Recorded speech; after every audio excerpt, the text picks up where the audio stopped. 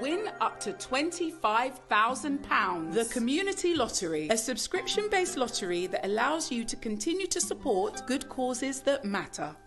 When you win, good causes win. Every month, eligible good causes have the opportunity to win a share of funds that could help them continue the good work that they do in our communities. To apply, there's no complicated forms, nor do you have to be a registered charity. Just grab your phone, send us a 60-second video explaining your good cause and the difference having extra funding would make to your project. Visit thecommunitylottery.com. Hit the play button and sign up for either 13 weekly draws or by direct debit for just £4.35 that gives you 4 weekly draws. You could have the chance of winning £25,000. The aim of the Community Lottery is to create an additional source of funding that will enable good causes to undertake innovative projects that matter. If you're in, the communities win.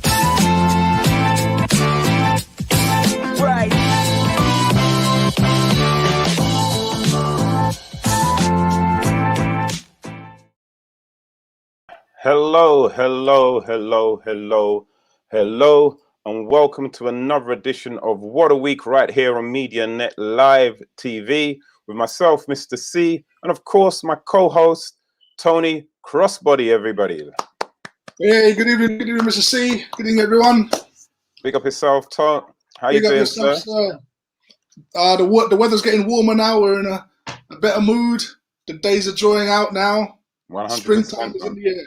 100%. And good evening to all our viewers who are watching wherever you are. Please remember to like, subscribe, and to share the love and the comments and the conversation. So yes, Tony, the weather is starting. Listen, I went outside today without a jacket on, mate. What are you saying? Yes, I was like, I felt like a Cockney geezer. I was like, all right, come on. Hey, bring it on. Oi. Hey, a little tickles of spring, mate. Come on. Right. I felt proper English. Right. Yeah. I made the mistake of wrapping up, going for my little exercise, but I was sweating like a pig. I could imagine, mate. I could imagine. Yeah. I was looking out for other black people as well to see if they had coats on, just to make sure that it wasn't a sickness or a fever that I had. And yeah, there was other black people coming up to me saying, "Oh, the weather's nice. Is it weather's nice?" Just like in your country. bless up, man. Oh, I want to say good evening to Hadriana Evans, also Karen James, Lynn Spencer. Good evening to you as well. I'm sorry if I get this name wrong. Arthenesia Flanders, I do believe. that's a very nice name. I've never seen that in my life. Yeah. I should have left that one to you, Tony, because you're more fluent with the Anglo-Saxon than myself. There, it kind of threw me because I saw the Arthur in there, and I was like, "Oh, this is interesting." Arthenesia. Arthenesia, yeah. Good evening, guys. Good evening, Sharon Spice Gibson. How are you? Phil, good evening. Anne Marie, good evening. Bless up. Donna Ben, hello, my love. How you doing? We're here live, broadcasting to the four corners of the globe. It's what a week. It is. What a week, man. What a week. And what a week. We've started off with a bang. I mean, like, as we said, the weather is absolutely lovely. It seems like Mother Nature herself knew that the Prime Minister, Boris Johnson, was going to spring a little bit of summer sunshine in our lives as regards to the what is it? What does he call it? The roadmap to freedom. I'm going to be absolutely honest. This caught me by surprise. It did. It caught me by surprise. I mean, I know the government was saying we need to have some sort of exit plan, but I must admit, I didn't expect this. Well, listen, I haven't fully looked at it yet myself, to be honest. I've heard the jubilations. I've seen a lot of promoters. I've had around about at least 16 comedy promoters phone me today, saying to me, see. Yeah. We're ready again. We free, Mercer. We free. Oh my God. I've never seen so much joy with comedy promoters in all of my life. I mean, I hope it's permanent, brother. And it's not one of these carrot and a stick business. You know what I mean? I have to admit. Only for when September, October comes, we're going into another lockdown. I hope it's not that. I hope so as well. But I mean, look, he said he's going to unravel the whole thing in phases, and he's given us a roadmap as regards to when and the lead up into June, where we will see restrictions really lifted, and we'll see some kind of return to almost normality. You know, Tony, you've touched on it already. I mean, Boris has already given us this carrot and stick and how can I put it, kind of governance before, where he says, all right, okay, well, everybody, you're free, you can do this, and then, oh no, you can't go outside, stay inside. You can't stay inside, go outside. So we're seeing confusion from the Prime Minister already. Do we think that he's probably been a little bit too, how can I put it, too cautious or too presumptuous? Well, look at I tell you what, Phil K. the Twins has the idea. You know, she said, "Don't hold your breath." Did you not hear him say a week 6 to 9 months? Read between the lines. You know what I mean? Yeah, well spotted, Phil. Well spotted. As I used to always say in the Westerns, certain men speak with forked tongues. I mean, we want to believe it's permanent. Let's give them the benefit of the doubt and see what happens. But it's interesting, all this, we're now starting to hear more talk about this digital passport that they want people to have with regard to traveling. Yes. The insistence, obviously, that this vaccine rollout must cover the population at large. I wonder how that sort of ties in, because by June we know the population is not going to be fully vaccinated. Oh, no way. And if you've noticed, like I have, there have been very few adverts for holidays. Yeah, and whichever adverts you do see for holidays, have you noticed? Is it not EasyJet? Is it Ryanair is saying jab and go? I was like, I wonder these people about jab and go. I better give you an uppercut and go along about your business. And it's in connection with that, Mr. Sam. I mean, I've heard a lot of people say, because they've thought about it, that they are going to have the vaccination if it means that they can't fly to go on their holidays. I mean, holidays obviously means a lot to them, and if they have to take a vaccination to go, then they will do so. Well, we'll have to watch and see. But yes, Angela Koze says, "Don't listen to the fool and don't get happy yet." You know what happens when Angela speaks? Yeah. Verona Green says, "I couldn't cope with another lockdown. Me want rave." Verona's ready for just.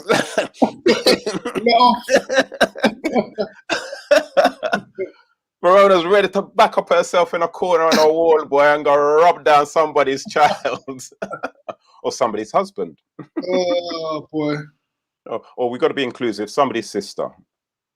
So Kerry Mussington says sellout. Is that with regard to Boris or the government? Who's that? I think she's talking about the people who have changed their minds, who are going to have the vaccination just to go on holidays, possibly. Okay. Hopefully she'll clarify for us. Yeah. Phil, thank you very much. You're very, very much in the conversation today. She says, if Hancock can't even apologize for breaking the law and the news told you, oops, we've been getting the numbers wrong, after they vaccinated 17 million people and now start human trials, not sound fishy to anyone else? Yeah, well, very much so. Yeah, I've seen one or two reports as regards to this whole human trial phase. I'm still trying to work out how truthful it is, and I'm still undecided. But it's interesting thoughts nonetheless. But hasn't the government released some sort of chart that sort of highlights how this is all broken down? Yes, they have. So let's have a look at this roadmap to freedom, or as we can call it, the follow the yellow brick road. So here we are on March the 8th is step 1A. Well done, Boris. First of all, we're gonna have steps by letters. So we're gonna have step A. But no, step 1. We're going to do step 1, but it's got to have a letter to it. It needs to have a letter to it because the children have been homeschooled. So some of the children don't know what step 1 is again. So we have to go back to the ABCs. Step 1A. Schools will reopen. Childcare is allowed. I can hear the parents just throwing up school books in the air and shouting hallelujah. Bless you. Our plan 1 social meeting outdoors, 1+1 social meetings outdoors, 1 visitor to care home residents, stay at home stays in place. And that starts on March the 8th. March the 8th. Yeah. So, I mean, look at that. 1 visitor to care home residents. I mean, if your grandparent has been in a care home for the last, God knows how long with hardly any visitations at all, now you can only 1 person at a time can go and visit them. What about the grandchildren? How's the grandchildren going to go and see their grandpa? I don't think he's thought these things out properly. 29th of March. Excuse me, Tony. Step 1B, please, sir. So it's a rule of 6. So I imagine that's no more than 6 people gathering together. You can play outdoor sports if you can remember how. Stay local. So stand outside your yard, outside your garden. Don't go anywhere else. Or rather, now stay in the local area. In other words, don't travel too far. Work from home where possible. And still no overseas travel. That's March 29th. Well, unless you're super rich, of course, then you charter your own plane. Or you're a politician. Yeah, or you're a politician, then you can go along about your business. Don't worry about anything. What if you're poor, mate? Top of your yard. Adriana points out, what is it? As I saw your comment, Adriana, a proper deep sea fishy smell. Well done, Adriana. Yes. Angela Kozier says that Israel have rolled out the vaccine passport to use facilities. Wow. So if we continue, step 2, which is April the 12th. So non-essential retail opens up as well as personal care premises. That includes hairdressers and nail salons, libraries, gyms, zoos. Oh my gosh. The poor monkey there must be rejoicing to see our faces again. They're not making no money. Yeah, and this one really struck me. Theme parks can open. Right. theme parks. How do you do? Have you seen what the queues like to go on some of them rides in Fort Park? So how are they going to socially distance those? Anyway, well, I think they're to be open. honest, I mean, looking at this, Mr. Sad, I think that social distance thing seems to It's you been know, they don't mention it, so it seems to they've sort of got rid of that whole thing. I mean, if they're telling you that don't meet in more than groups of 6, but they don't refer to a 2-meter social distance rule, and that seems to have gone. Okay, well, that seems good. That seems good. Pubs and restaurants can reopen outdoors. No need for substantial meal and no curfews. So wider social distancing rules continue. So he hasn't really clarified, or I haven't seen what the wider social distancing rules are. So I don't know if that's still that 2 meters apart scenario, or if it's as far as you can stretch out your hand, just nobody touch me kind of thing. And also, one household can stay at a cottage or a holiday let.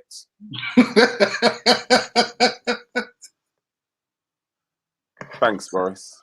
Oh boy, that's what you said. That's what you said. Your husband when you're not happy with your husband, you sent him there. Yeah. So when you think about it, so what Boris is saying is that we've been on lockdown for so long, all of us together in the same house. So what we can do now, we can go on a holiday to another house and stay with the same people who I've been locked down with for the last God knows how long. It's the same thing, Boris, just a different location, you nutter.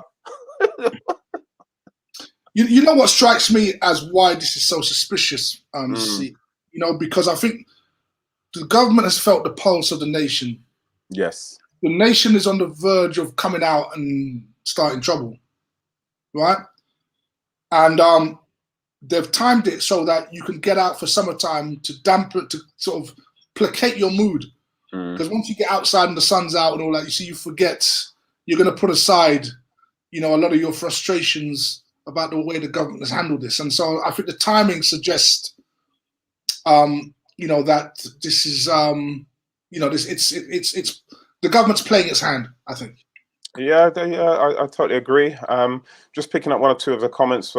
Carrie Massington says, do you think the grandparents are kind of in jail with just one visit? It almost sounds like a prison visit, Kerry. You're right. Oh, boy. Why not take your loved ones home from the care home? Why not? How come they are held to ransom? Very, very good point. You know, it would be nice for them to get a break. You know, it would be lovely if families could go to a holiday home or a holiday cottage with the grandparent. You know, wouldn't that be a wonderful thing, Boris?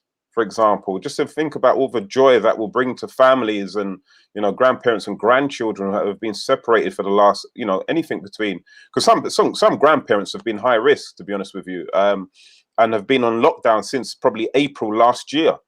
And haven't really been able to congregate with their families. So, you know, that's a very good point what Kerry makes. Good evening, Antigua and Allison as well. Phil also talks about the treatment for COVID is she's given us an alternative treatment for COVID. Please, if anybody's making if anybody's making any claims or any suggestions as regards to things that you can take for COVID, please do your own research before taking any advice from anybody in the comments. We don't want anybody doing things which is against your health regulations or anything against what your doctor is saying, and you catch yourself up in a problems and you try sue we because our liability insurance don't cover us for that. So that's a disclaimer. You've heard. It's on you. It's on you. But boost your own immune system. Tony, sorry. No, I saw a comment there from Anne Marie. She said that the 2 meter distance rule applies throughout. Okay, thank you very much, Anne Marie. Thank you very much. So just moving things forward, Tony, if you just like to point out the steps 3, please. Yeah. So step 3 starting on May the 17th. So the rule of 6 will be dropped outdoors. So you can start getting your barbecues ready for the park. 2 households can meet indoors. Oh, thank you very much. Hotels, cinemas, and soft play areas to reopen. and then 1,000 people or half full permitted at indoor sports venues. Outdoor venues, 4,000 people or half full, 10,000 allowed at Wembley. International travel will then be possible. There will then be a review of social distancing and review of certificates for jabs. Yes, just drop that one in there, eh? Yeah. Review of certificates for jabs. Review of your certificates and jabs. Yeah, yeah. So that's going to be starting from May 17th. So it's going to be nice and relatively warm for the UK at that time. Yeah. So it puts people more in a compliant mood. It sure does. It sure does. Now, when we look at this, though, but look, this is where it gets really confusing. So, what you've got now, you've got 3 families. It could be a brother, a sister, and the parents. But now, what's happening? It's the mother's birthday. That means now only the brother can come and bring his family to the parents' household. Because if the sister comes as well, that's 3 households. But yet 10,000 people are allowed at Wembley. Yeah, I know. I would imagine that would be the Football Association sort of leaning in on the government. You know what I mean? I'm being very cheeky here, because of course the capacity for Wembley Stadium is 90,000, so that's operating at a considerable reduction of its size and capacity. So it's 1/10 of its capacity, literally. Yes. So I suppose those 10,000 people will be staggered around the stadium. That Mexican wave is going to take so long to do. Well, I guarantee you, Mr. C, that when you look at however they stagger it, everybody, you're gonna, all right. So you got 100,000 capacity stadium, 10,000 people, 2 meter distance each person. Really? Yeah. Or you're gonna distance them per household. Yeah. And Tony, come on, it's football. If we're talking Wembley Stadium, unless they're talking about concerts, but if they're talking about something like an FA Cup final, well, probably not May the 17th. It won't be that. But if it's a football game at Wembley, as soon as somebody scores, you're going to run and jump on the next person.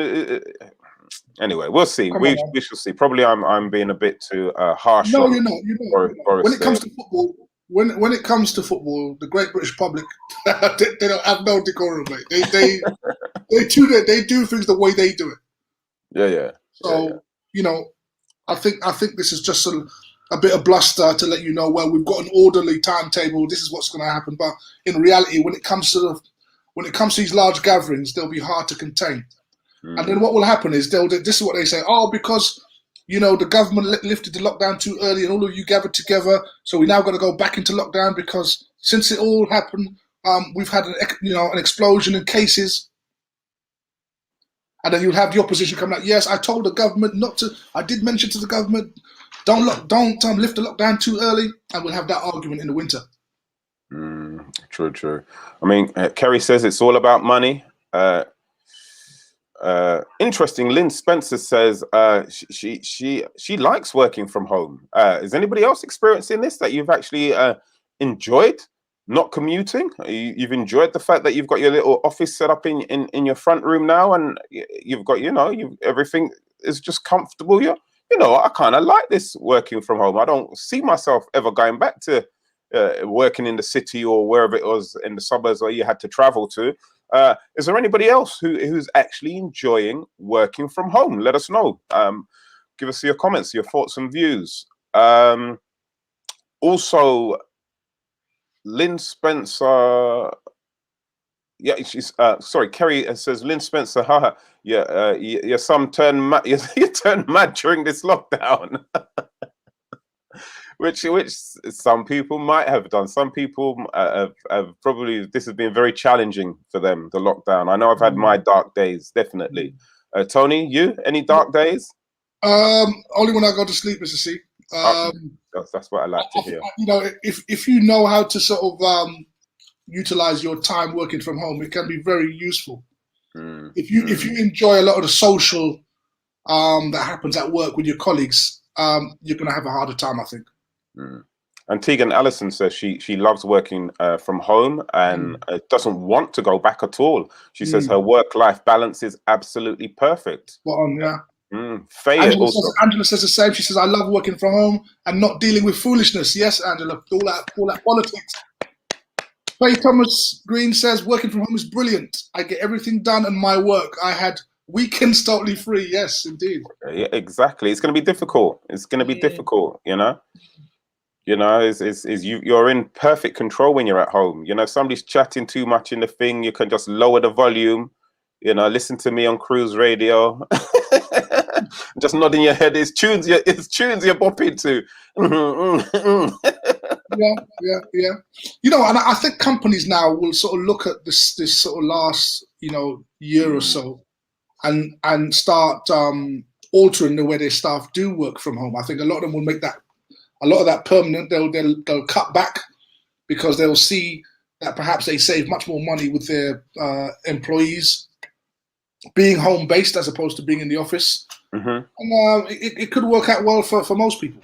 Yeah, most definitely. Well, we shall watch and see, but we'll deal with some of the downsides of being locked down for a while, and especially how it's affecting our young people. And our special guest, who will be coming up later on, will be delving into that area and telling us all about her journey and also what she's trying to do within the community. An absolutely fantastic special guest coming up later on today, ladies and gentlemen. So, shall we just cover that last step then? I don't think we covered it on the 21st of June. Yes. Which is a step 4. So on the 21st of June, week starting, so it says all legal limits on social contact to go.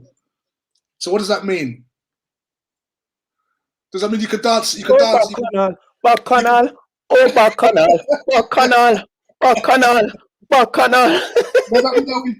We could dance together.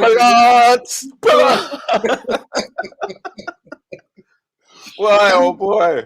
Can we dance together again, ladies and gentlemen? Can we dance together again? You know what I think we should do, Tony? On the 22nd of June, everybody on every street should come out and do the biggest Congo ever. The biggest Congo ever. You know, it's a great idea. Let's get all the viewers together. Let's make a location. Let's go there. We'll have our celebration. What a week! What a week celebration! I'm involved. Yeah, June the 22nd it is. Yeah, and I do believe that June the 22nd is a very significant day. I do believe that's Windrush Day, isn't it? June the 22nd.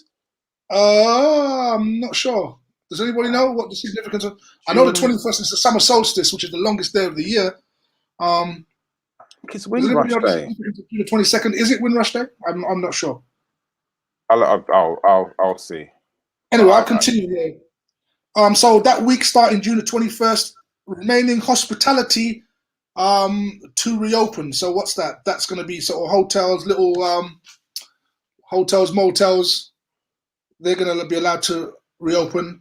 And then finally, restrictions on large events will be lifted. So there will be no more issues to do with restriction, how many people can actually gather together in a crowd. Yeah, so Alison Benjamin says 22nd is Windrush Day, Mr. C. Wonderful, man. So, listen, I'm telling you from now, I'm organizing something from, listen, I'm on it. I'm going to do one bashment show. Trust me.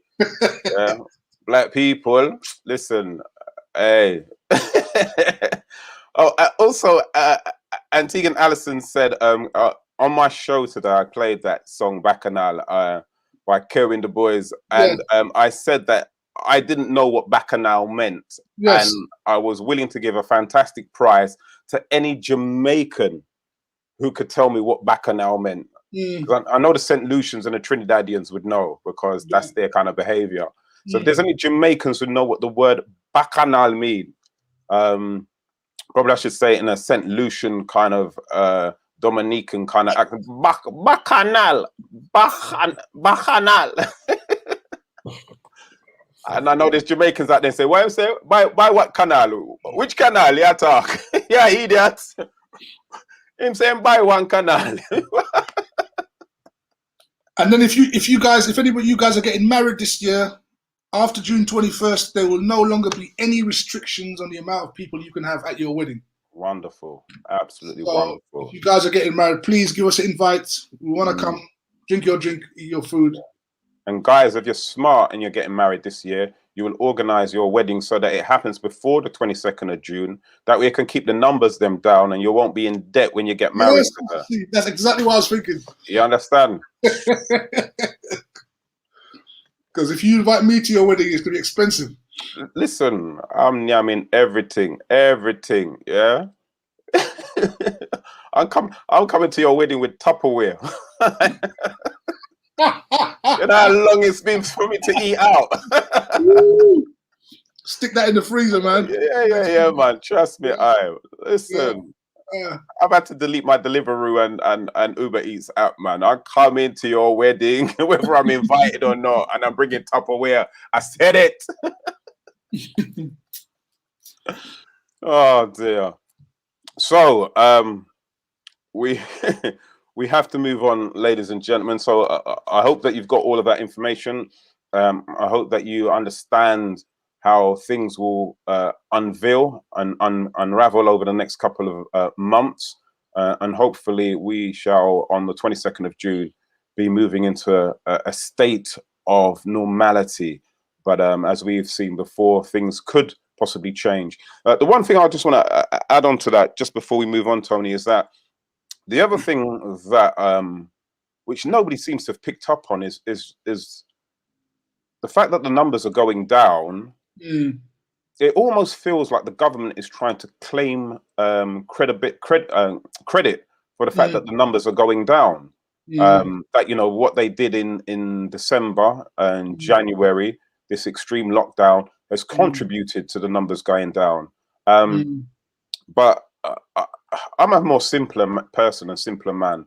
Is that if you look at the statistics for number of deaths in the UK, especially England, over the last 5 to 6 years, and you can find these statistics out at the National Statistics website, that you will see that every year the highest number of deaths are reported in November, December, January, and sometimes March.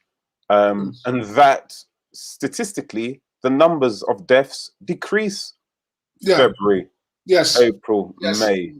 So it seems like this occurrence is nothing to do with lockdown, I believe. It's to do with the fact that this coronavirus is a flu virus, and therefore flu is seasonal. Seasonal. And that's why I find it very alarming, Tony, that all of these experts, scientists, doctors, professors, not one of them have ever said, oh, this coronavirus, flu virus, will be seasonal like all other flu viruses. And haven't made that comparison. Why a simpleton like me can make that comparison, and highly educated people in the subject like yourselves cannot. And you know what's interesting too is that there's only platforms. Every major news outlet only has platform for one story. That is, there is this virus. You got to get vaccinated. We're doing our best. You wear your mask. You use social. That you don't have scientists coming up on these platforms and saying, "Well, look, we have a problem with the way these numbers were worked out and government policy, which we feel." And there are scientists that have done that, but what they've been sidelined. So they're not allowed to come up with opposing arguments, and that's what a lot of this problem is. I mean, like you said, if ordinary people can actually work this out in their minds because it's common sense, why is it that we're not hearing that from the government, and why is it that opposing views are being sidelined? Jasmine, I just wanted you to clarify, when you're saying he said that in yesterday's report, what exactly did he say in the report? I'm not too sure what you're saying. And thank you for those who've told me that bacchanal means party. So yes, we will be bacchanalling come the 22nd of June. But yes, very good point you've made there as well, Tony. So look, ladies and gentlemen, we want to move things on to a place where you know, we really value each and every single person who, excuse me, who has joined in the conversation with myself and Tony, and also Terry in the beginning from a year ago when we started this What a Week TV show, live show. And some of you, we see you as family, man. We absolutely do. You know, your comments keep us on our toes. You keep us informed just as much as we keep you informed. So when we say that you are like family to us, it's not just a kind of cliche saying. We really do mean it. And across so many of the other platforms that we work and try to entertain you all as an audience on, I know some of you come onto those platforms as well. And it's just, it comes to this time where we want to recognize a wonderful human being, a wonderful soul who for the last year has been joining us here on What a Week live show, and also on various other social media platforms and outlets. And that is a friend as well, I'd like to say, Denise Francis, who sadly passed away this weekend due to COVID complications. And we just want to take this time to say our condolences to her family, her father, her sister, her two sisters, and all of her cousins and other family members and friends. She will definitely be missed. She will definitely be missed because her smile was infectious. Her nature was warm, but most importantly, she was a woman who was wonderfully full of love, and she gave so much support and love to all of us as comedians. So we just want to take a little bit of time out to recognize her, to honor her, and to say to her family and friends, we're thinking of you at this sad time. Denise Francis. So just for those of you who didn't know Denise, I'll just give you a little bit of background. I met Denise 15 years ago through the comedy shows that we did in Coventry called Roots Comedy, where the likes of Felix Dexter, Richard Blackwood, Gina Yashere, we've had many American comedians who have performed there as well. As you can see, she had an illness, which was she was a fan of Liverpool Football Club. I'm playing. That's Colin, who used to run the comedy nights as well. Denise helped us on the door, where she greeted every single paying customer and every complimentary guest with a warm smile and a handshake. She was always courteous. But most importantly, she would go beyond her role and her duties. She would even go as far as to pick up any of our comedians who came into Coventry early. She would pick them up from the train station or from the coach station. She would take them to her house and feed them, give them drink, and then bring them to the comedy show. Many a times a comedian has missed his train or her train and been stranded in Coventry, which I can assure you is not a nice thing to happen. But Denise would always look after that person, you know, and for nothing. She didn't want anything back at all.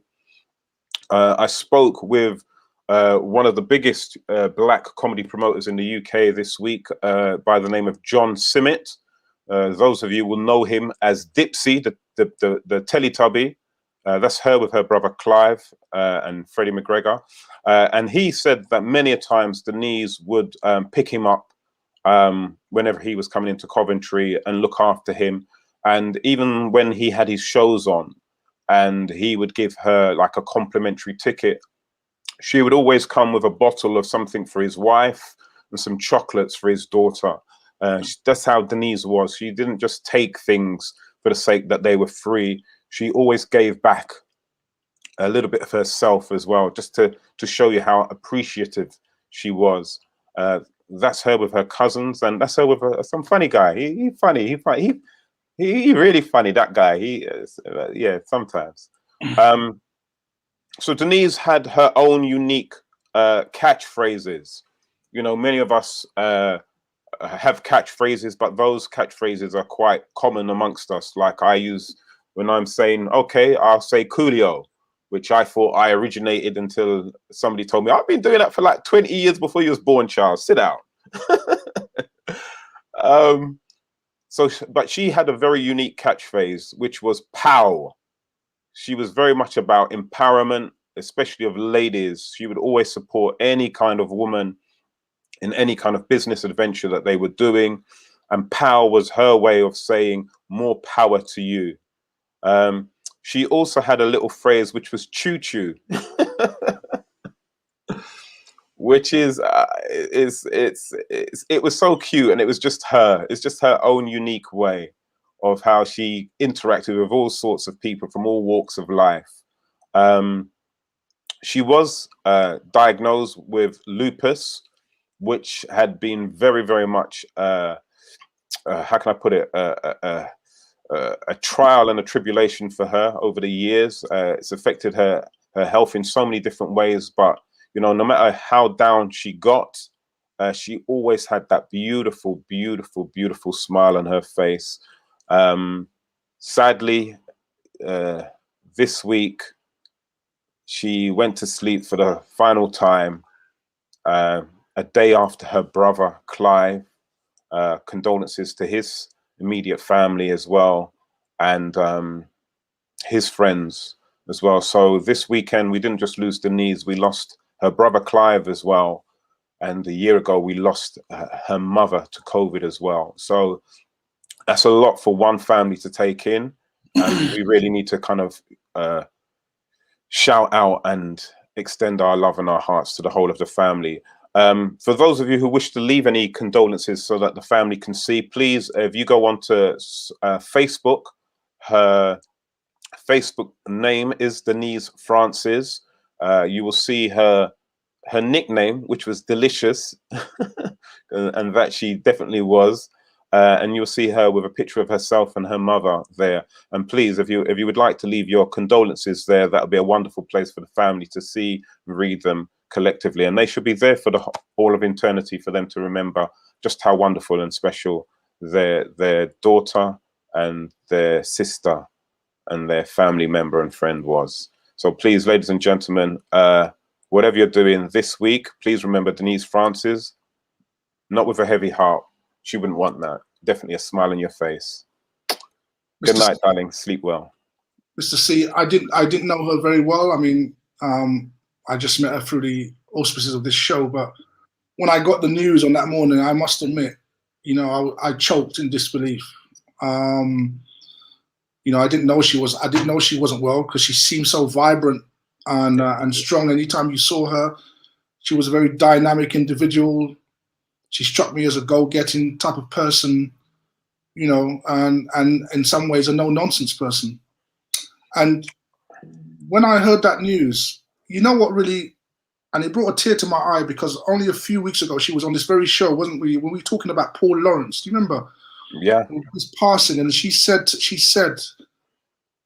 you know, something along the lines of, you know, I've lost 8 people recently. And for some reason that came to my mind, and you know, and then to hear that, you know, that she sort of has gone to join them, it was just so sudden, seemingly so sudden, and then, you know, such tragedy with her brother as well.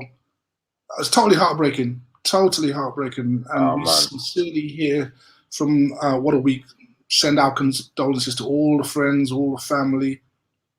And, you know, whether you knew her a long time ago, you just met her, you couldn't help but be drawn to her, and her charisma and her dynamism. Tony, I couldn't put it any better myself, my brother, because it's you know, the point that you hit is that there's some people who've only known Denise for like a couple of months, and they speak so highly of her. You know, usually, I mean, I'm very defensive when I meet people. It takes a good 4 months before you even get through the barriers. But Denise is somebody who you can meet instantly and know that her heart is just, you know, purely genuine, man, purely genuine. And she, you know, I'm going to be honest.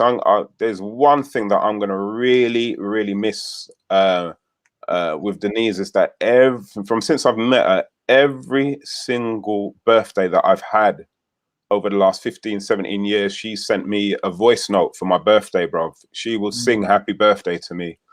And you know what? It's like,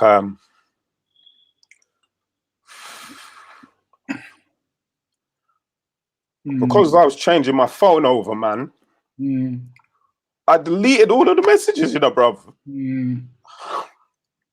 I deleted them, man. And bruv, it hurts that I'm never gonna hear her voice again.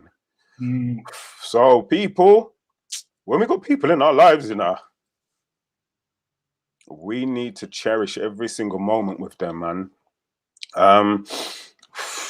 Yeah, so, but you know what? I'm gonna carry her spirit with me and her smile that can never be taken from me, man. But yeah, boy, me not delete no voice note again. Yeah, master. If you even send me a liquid, see you owe me £5. Me not delete it again, master. I tell you from now. So yeah, man, Denise, wonderful, wonderful human being. So rest in peace. And I know you're making heaven smile, darling. God bless you. Pow, choo choo. And you know, Mr. C, the news of her passing only compounded a very bad week because we lost a very famous icon, pioneer, entertainer, artist, sound system owner. Listen. The one and only Mr. Ewart Beckford, otherwise known as U-Roy or Daddy Roy the teacher. Yeah, man. Pull up that slide. Oh, man. Daddy Roy is like, for those of us who've been following music for years, he's almost like a surrogate father to many people who love music, you know? He's everybody's dad. Your dad, your mum bought his music. They were playing it in their house. He was part of your life, playing on your radiogram, that distinctive Jamaican tone that only came from him. He was a pioneer, you know, the godfather, and hip-hop music owes a lot to this man because of his style, his pattern, his ability to talk over songs, and really having a commanding presence in the way he did. He inspired generations of MCs, or as Jamaicans say, DJs. 100%. He was original, man. A total original. He started off his own sound system in 1978 called Sturgarv, which introduced the world to such luminaries as Rankin Joe, Charlie Chaplin, Josie Wales. He inspired so many people in the music industry. And the interesting thing about him, Mr. C, is that he said that when he first started, just talking over records, he said he wasn't even taking it seriously. Listen, and that's the thing, huh? Just him doing something creative has created a whole industry of people now who do that, excuse me, for a living. Yes. You know? Yes.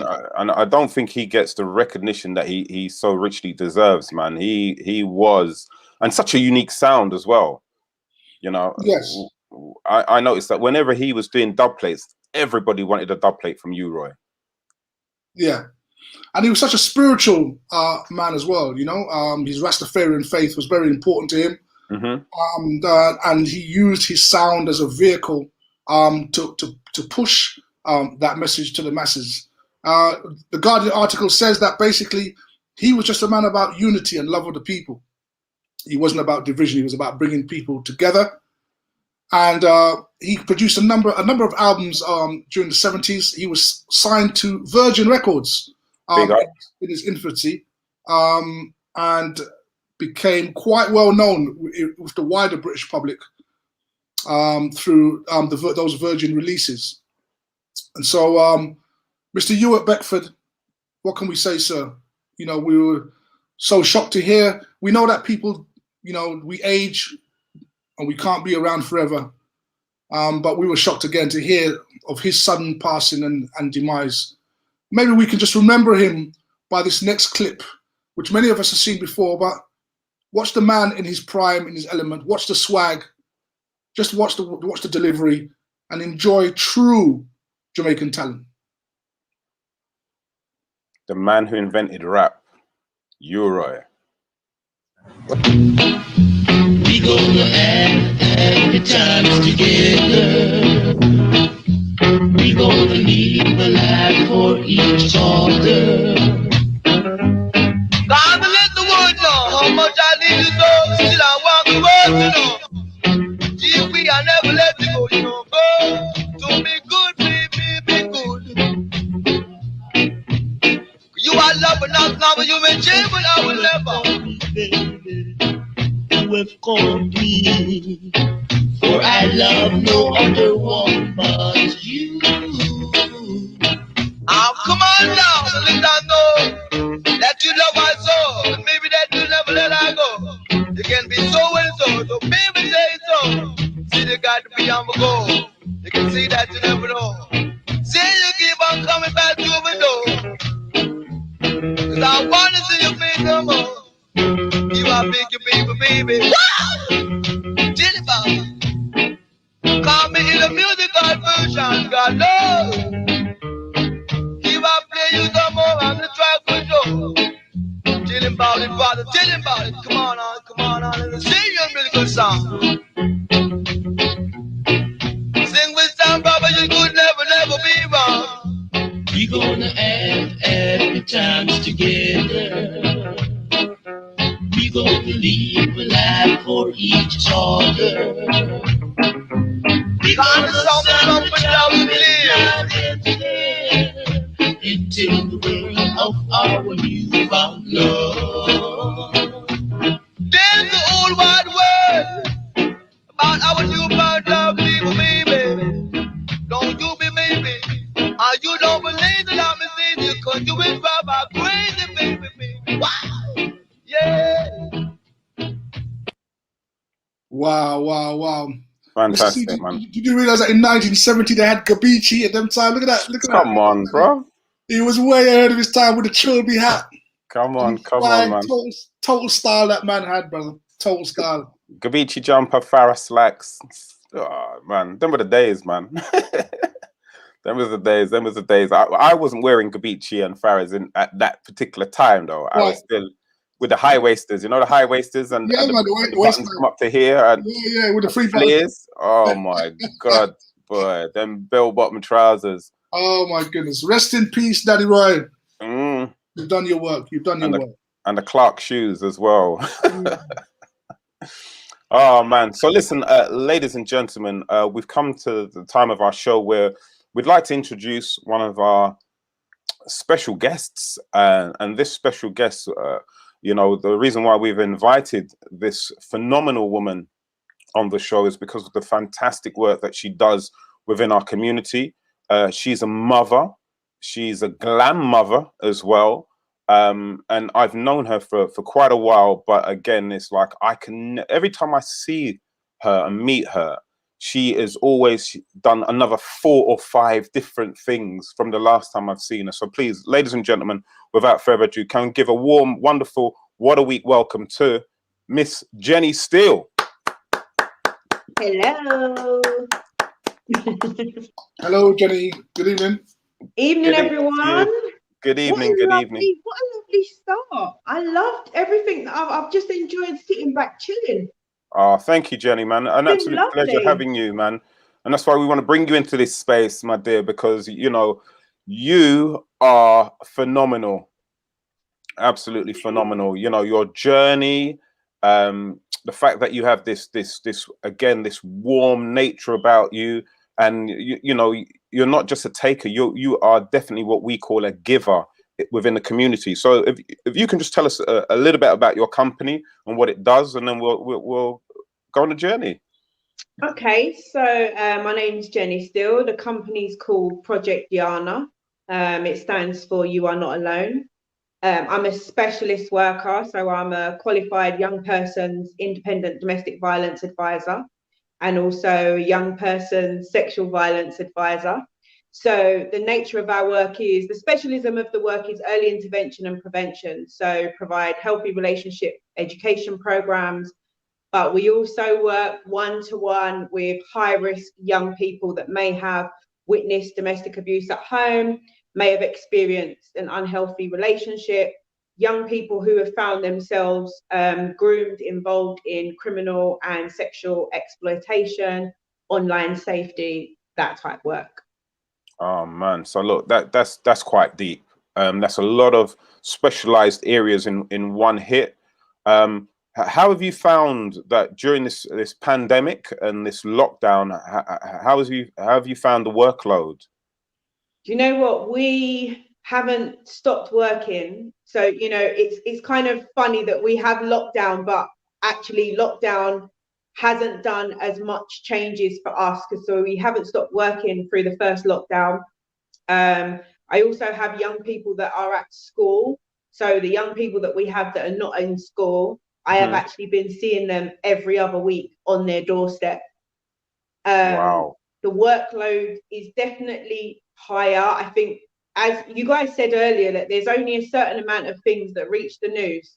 And at the moment, it's definitely COVID numbers, hospitals, lockdowns, and now it's the vaccine. So you guys are not really getting to see the other side of what's happening in the community. Young people don't just stop doing what they're doing because we have lockdown.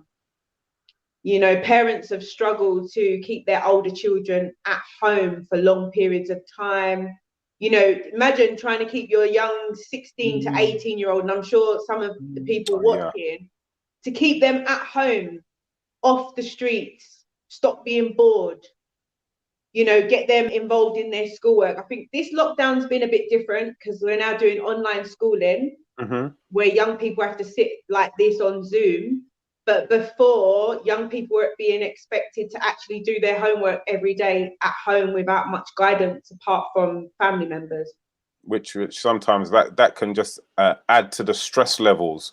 Because I remember very much being a child doing certain homework with my mum, and oh boy, some of the licks that I got in the back of my head. And what I know now is what it is that probably the work that I'm asking my mum to help me with, she couldn't help me with it, and she didn't know how to articulate that. She's just thinking, well, you were the one I got school. I left school when I was 13 because I had to go start work. I know you there. So what I do? Definitely, it's definitely been hard, and I'm sure again some of your listeners and people locked in trying to do the whole become a teacher online, especially if you've got more than one child and if you've got young children. And then that's the whole working from home as well. That's kind of like a lot of pressure for the whole household. That's quite stressful.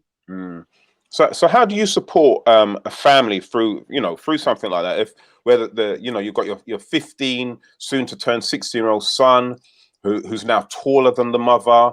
He's 6'2".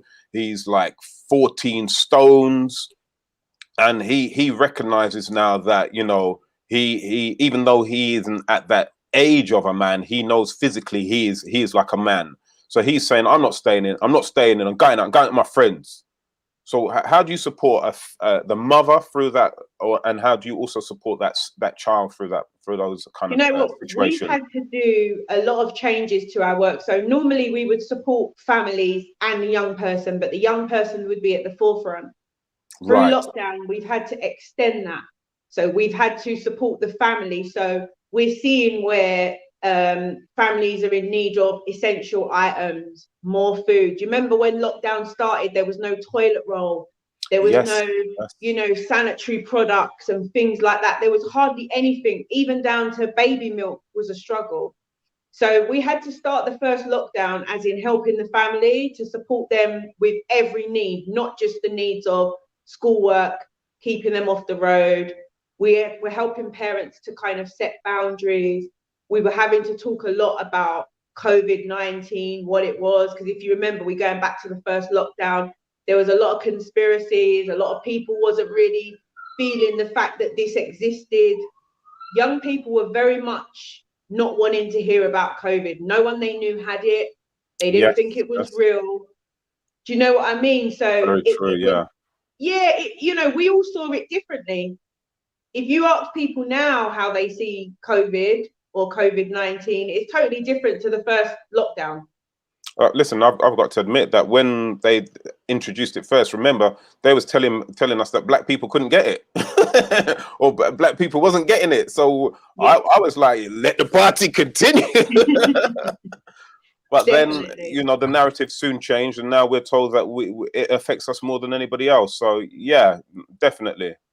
So I'd say that, we've had to kind of pull the stops out. We've had to kind of go through the whole what COVID is, how it can affect you, the whole washing of the hands, the wearing of the mask, all of those things. We couldn't literally keep young people at home, but we needed to show them how to be as safe as possible if we can't keep them at home.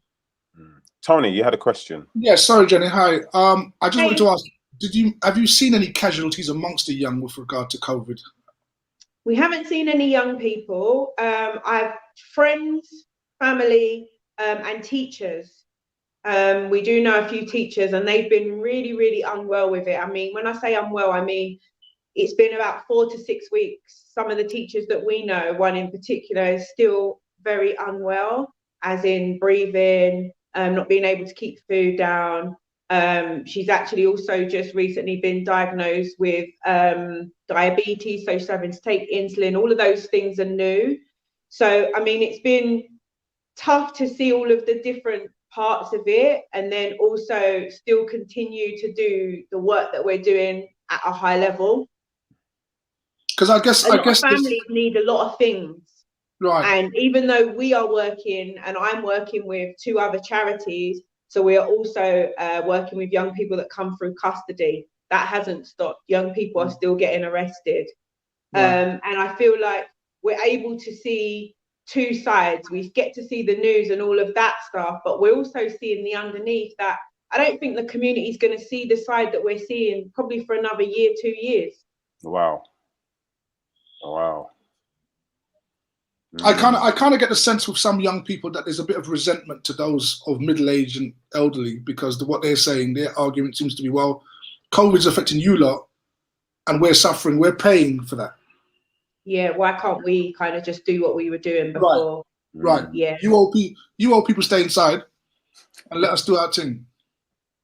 But then I think that, you know what, in a few, not particularly here, but I don't know if you guys, so I do keep a connect to Barbados, which is where my where my dad's from. In Barbados over the last couple of weeks, they've had about 40 young people hospitalized.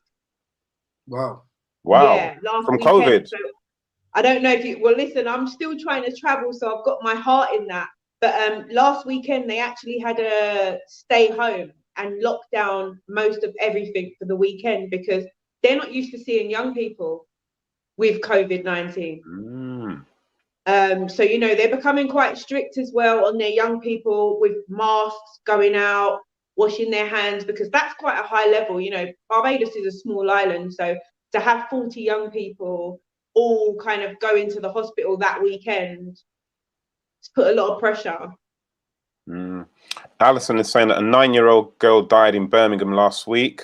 Yeah, we just need to find out as well, Alison, if she had any underlying health issues as well. Because but when 40 in one weekend, you tend to think that it's definitely to do with a strain as opposed to underlying illnesses.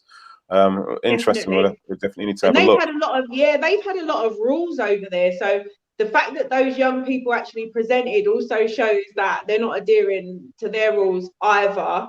Because that's quite a high number in one weekend, so it's a possibility that they were all out somewhere, and I suppose that's why the ministers are becoming quite heavy-handed on everyone staying home. And you know, they've even locked off, you know, like petrol stations. Wow. They closed petrol stations for the weekend and said, you know what, if you don't get your petrol by Friday, get it on Monday.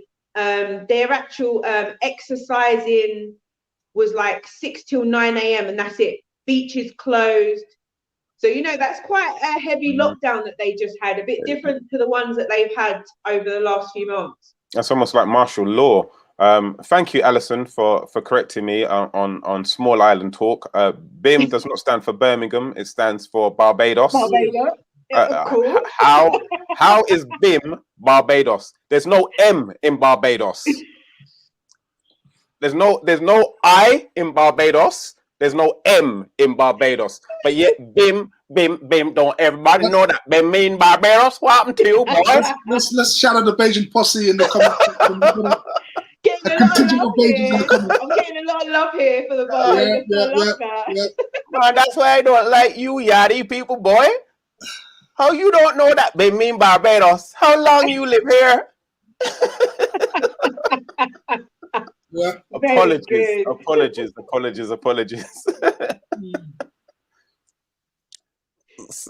So, Jenny, do you have you got like a specific program that you take people through, or is it more bespoke for every individual?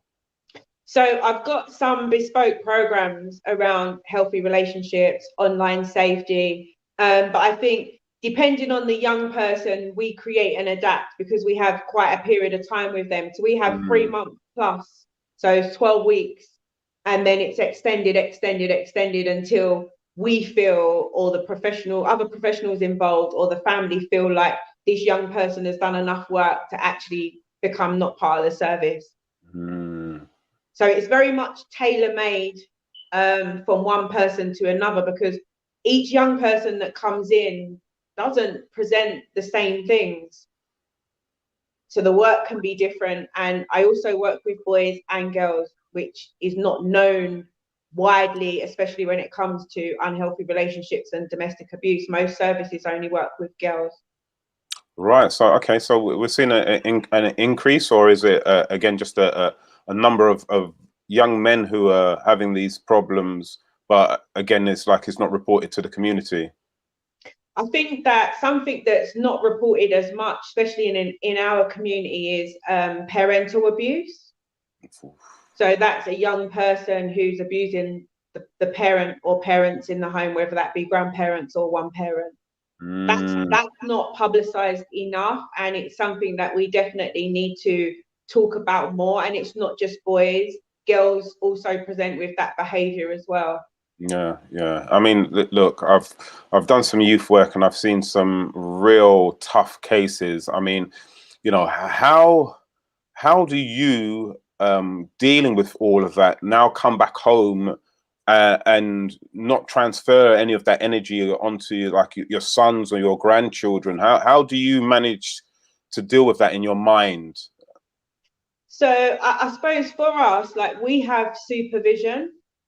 Okay. Which means that we have a counsellor, therapist for us. I know that not every person who works with specialised work has an opportunity to have that unless they pay for it themselves. But we have supervision, so that means that I can speak about my cases to someone who can supervise me, so that I offload onto them. Because as you said, a lot of young people and their families will offload onto us, and then where do we take it and put it?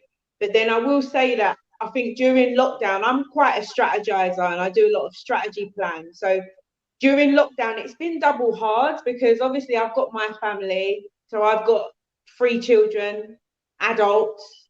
I've got 2 grandsons, one on the way later this week, which will make it 3. So, fingers crossed for that. So, I've got my family and my 3 children, they have their partners. So I have to kind of make sure that over the last, I'd say during this lockdown in particular, that I put boundaries in place around my family and friends. And it's been quite hard for some, but I suppose people have to realise that some people are not working, some people are still working, some people have families. We've all got different things going on. And I think we have to have more conversations about how we're feeling, how we're managing. I'm trying not to take too much stress from friends and family around me unless I have to, because my work is quite stressful as well. As it is, yeah. I can imagine. Now, I mean, I got to say that this is one good thing that I found with this whole lockdown situation, is that where I found I wasn't raving as such, what I have found is that with my close knit of friends, is that we have been having very good sessions of conversations about subjects. Do you think that this is something that we need to do more of in the community? Like literally have, we know that as soon as we joked, as soon as the 22nd of June comes, we know that there's going to be that weekend an abundance of dances to go to.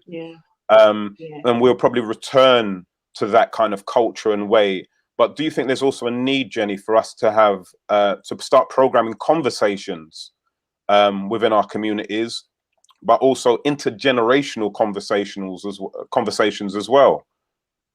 Most definitely, most definitely. I feel like you, I'm a little, yesterday I was getting all these messages like, we can do this and we can do.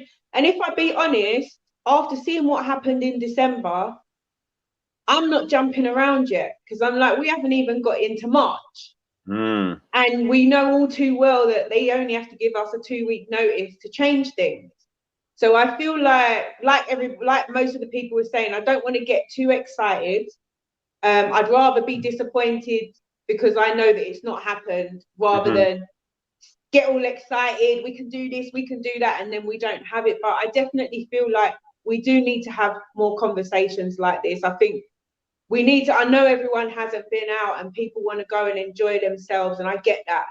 I mean, even for us who are still working, it's almost like when I see my postman, when I see delivery drivers, I have to big them up all the time. And because I've seen the same delivery drivers, you now know their names, I know my postman, because it's hard to still be working. And then at the weekend, you can't go out and enjoy your weeks of work. I'm getting to see a lot of delivery people come in, and we're having big conversations because they're tired as well, but they're also worried about the rush. Everyone going out to eat, everyone going to the cinema, everyone hitting the park. By the end of the year, we could be back here again if we do that. Yeah. Very good point. Very, very good point. I'd rather we come out and we don't have to do this again, because the thought of actually doing another lockdown is probably a breaking point for households. Wow. That's adults and young people. At the moment, a lot of young people are suffering from anxiety. They don't want to go out because they haven't been out for so long. And the interactions with a lot of my clients, a lot of them only really see me or family members. So imagine some households are not seeing anybody.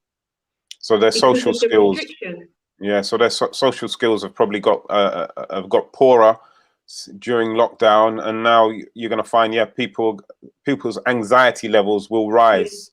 100%. And imagine having young children that are like 12, 13 not wanting to go out. So I don't know the issue that we may see when schools reopen, to see how many young people are going to go back to school, how many parents are going to try to keep their young people home because they feel that it will be safer. Yeah, and not only that, I suppose when you look at it, that even the schooling methods are going to be different. If you've been taught by your parents in a casual, relaxed, one-to-one environment over the last 2 to 3 months, and now having to go back into a large classroom where you're not getting that attention, it's definitely going to have an effect on I mean, your there have psyche. been some children at school, some children whose parents are key workers, or some of the high-risk children that may have SEN needs, so autism, ADHD, dyslexia. Those children have been able to go to school, but schools have been doing testing, so we can test every week when we go into school, and it takes about half an hour and you find out. So there are some children who are already back at school. Very few teachers are back in school. So yeah, it is quite worrying, and not just for the young people, but also there's a lot of adults that have been home on their own. To go back out into the world and continue a life, it's not going to be the same life that we're all going to be continuing with. There's going to be quite a few changes. Mrs. I'd like to just go through a couple of the comments, please. Of course, man. So, Jenny, you've been receiving so many compliments. The ladies can't believe you look so young. I look so young, son. You know what? I don't know what that is. My children have blessed me. They've been very good children. So there's the answer, ladies. Good, well-behaved kids will help you to stay young-looking. She also likes to have. I'm young at heart, I'm young at heart. I've been skating through lockdown. That's kind of my love. I've been teaching my grandsons how to skate. I'm going back to the early 80s and 90s and taking back up skating. Right. Jenny's 74, ladies and gentlemen. Jenny's 74. just to let you know. Oh, God. She looks so. Jenny, we're listening to you, but we're not listening to you. We're looking at we want to know what your skin routine is. Trust me. Ask me, what did Jenny say for this? I don't have no idea, but her skin looks so great, doesn't it? Listen, and that's Jenny on a casual day, you know. You ain't seen Jenny on a, I you ain't seen know. Jenny I on a. didn't even think I would make it because I think I got back in the house from work from this morning at about 6:45. You should have seen me. My shoes was unlaced in the car. And listen, I run in here quickly like. Oh, bless you. Now, Jen, we've got about 5 or 6 minutes left to talk to you about your story. But just please sort of tell us what is the inspiration behind, what sort of motivates you to do this sort of wonderful work which you do in the community? Because I do a little bit of mentoring, but nothing on the scale like what you do, and I know how challenging that can be. So, what's the drive that keeps you going? And So for me, as a teenager, many moons ago, so I'm going to give you guys my age. I'm going to be 49 this year. Yeah, way. Big 50, so we better be allowed out by next year. Trust me. So back when I was 16 to 18, I was in an unhealthy relationship and there was nothing for me, no support. There was nowhere to go. Everything was adult led. And I don't know if you remember domestic abuse back in the day, but it was women with children, wives, husbands were coming to the safe house and knocking off the door. That's the times that I'm going back to. There was nothing around healthy relationship education. So I just told myself that if I can come out of this, raise my children, start my life, I will always come back and create something for the next generation of me. So I think my childhood and what I saw and what I experienced has always been my motivation. And to know that 30-something years later, we need this more than ever right now. And I think especially within our community, because we don't have certain conversations with our children. We're not known to, talk about sex education and talk about relationships and talk about, domestic abuse. We're not known to have those conversations. So that's my motivation. And I didn't really see anyone who was me who was doing that. And I still really don't. I see a lot of organizations, but not outreach right at the front, creating, supporting. And it's been 5 years for me. And when I see some of the changes in some of my young people, and when I hear from their families, some of the changes that they're happy that their young people are making, and even some changes for the family, that holds me. Those things just hold me. Some of the things that we may have learned when we were teenagers in my growing up wasn't always great. Some of us haven't had the greatest childhoods, and some of our parents didn't have the best relationships. And I think we need to own that. I think I've been quite honest with how I've grown up. I've changed a lot of things for my children. I've made sure that from early, we're talking about sex, we're talking about relationships, we're talking about everything. And also just to have a closer relationship with them than what I had with my family when I was growing up. A very, very important point that you make is about having the conversations with the young children, and again sharing the experiences, because it seems like to me that you've made it your duty to almost break the cycle, because we have this saying that the sins of the fathers will be passed on to the sons, or sins of the daughters will be passed on to their children. But it seems like you made sure that wasn't going to happen by saying that you're going to make a change in how you're living your life and how it's going to, and the experience it's going to have for you, but also that you're going to pass that knowledge down to other people as well, which is absolutely fantastic. So yes, people, we need to start having conversations with our children, with our other family members, our nephews, our nieces, our cousins. Back and give you guys some tips. Trust me, I think most parents will say that they're too young to know about it at 12, 13. But when you start having conversations, they already know about it by 11, 12, having left primary school into secondary school. Because remember, they go from being the oldest to the youngest.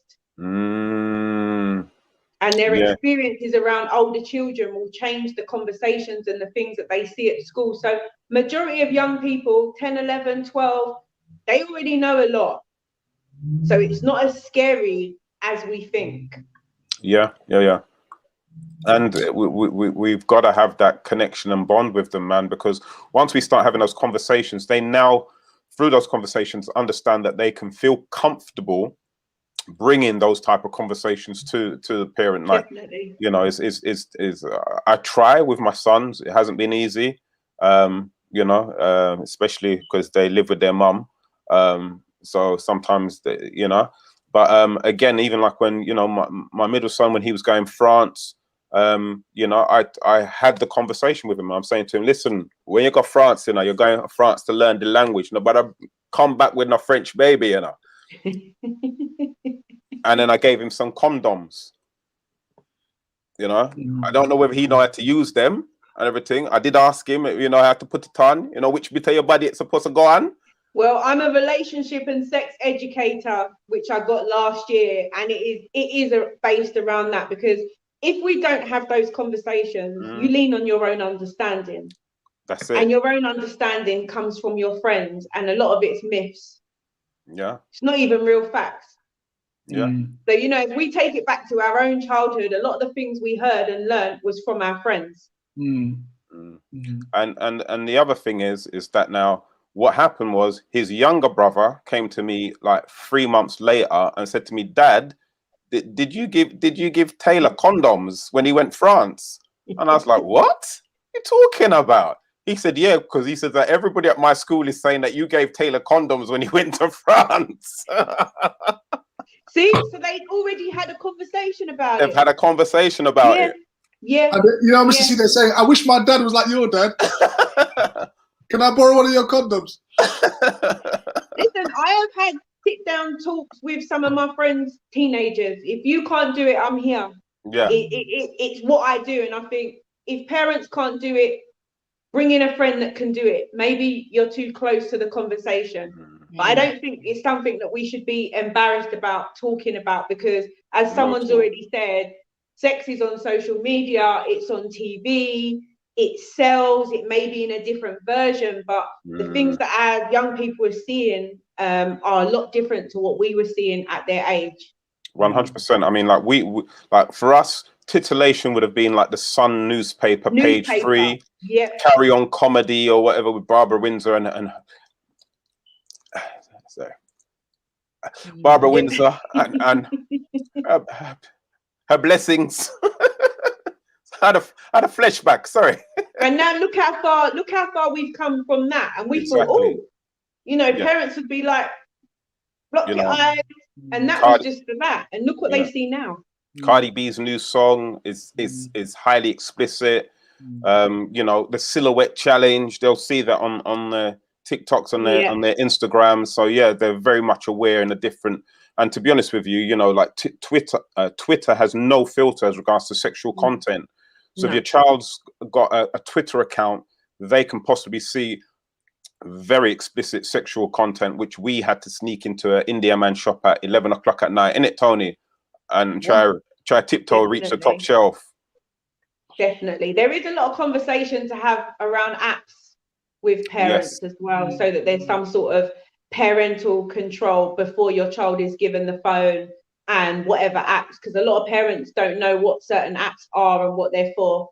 And also, you know, the danger side to some of the apps, like, you know, your Snapchats and your WhatsApps, and even, you know, your Instagrams and Twitter. There's a lot of dangers to having those apps for young people, because that means that a lot of strangers have access to them and their profile. Exactly. Mr. C, we must have Jenny back on the show, you know, for some content specific information that can help our viewers, particularly those with children. Unfortunately, because of time, Jenny, where can we reach you if we need to reach you or find out about your work and what you're doing? Can you let us know, please? You can find me. So I've got a website, Jenny with an I, Steele, STEELE.co.uk. You can find me on Instagram, official Jenny Steele, and on Twitter at Project Diana 17. But if you tap my name into Google, just a few couple of years bits will come up. A whole page or two, I'm sure. just a few. There we go. We've just got your contact details there. Make it easier for our viewers. If you're smart, you'll take a picture, or you take if you're using your phone to watch this, then just do a screenshot and you've got all the details there. If not, if you're watching it on your big widescreen TV, which you'd get in the Black Friday sale. A little show off your with your Samsung. Then take a picture, and you've got all of Jenny's details there. If not, then contact ourselves right here at What a Week TV, and we'll get you in contact with her. So Jenny, definitely absolute pleasure having you here today. No, thanks a lot. It's been a pleasure as well. I thought I was going to be all tired, but I'm all hyped up now. Whoop, whoop. Well, listen, man. We wish you all the best in what you're doing. It's absolute fantastic service that you're doing for our community. So power and choo-choo to you, darling. Thank you both, and thank you to everyone who was locked in. Some lovely questions and comments. Like I feel quite honoured actually, so that's nice. Oh, you're welcome, Jen. You just stick around with it. The show's not quite finished yet, but no, I'm going to stay. I am trying to keep an eye on some of the football. Sorry, ladies. That's all right. Yeah, she's a soccer mom. I'm keeping an eye on the football. Jenny, I've got to talk to you about a project, darling. What we're doing at Stamford Bridge, Chelsea. And definitely I'll speak to you about that during the week and stuff. Yeah, no, lovely. Touch base. I'm still going to be here. Thanks so much, everybody. Okay. Make sure you guys have a good rest of the evening. I'm going to stick around. Okay, no problem. God bless. God bless. So, Tony, over to you, sir. Yes.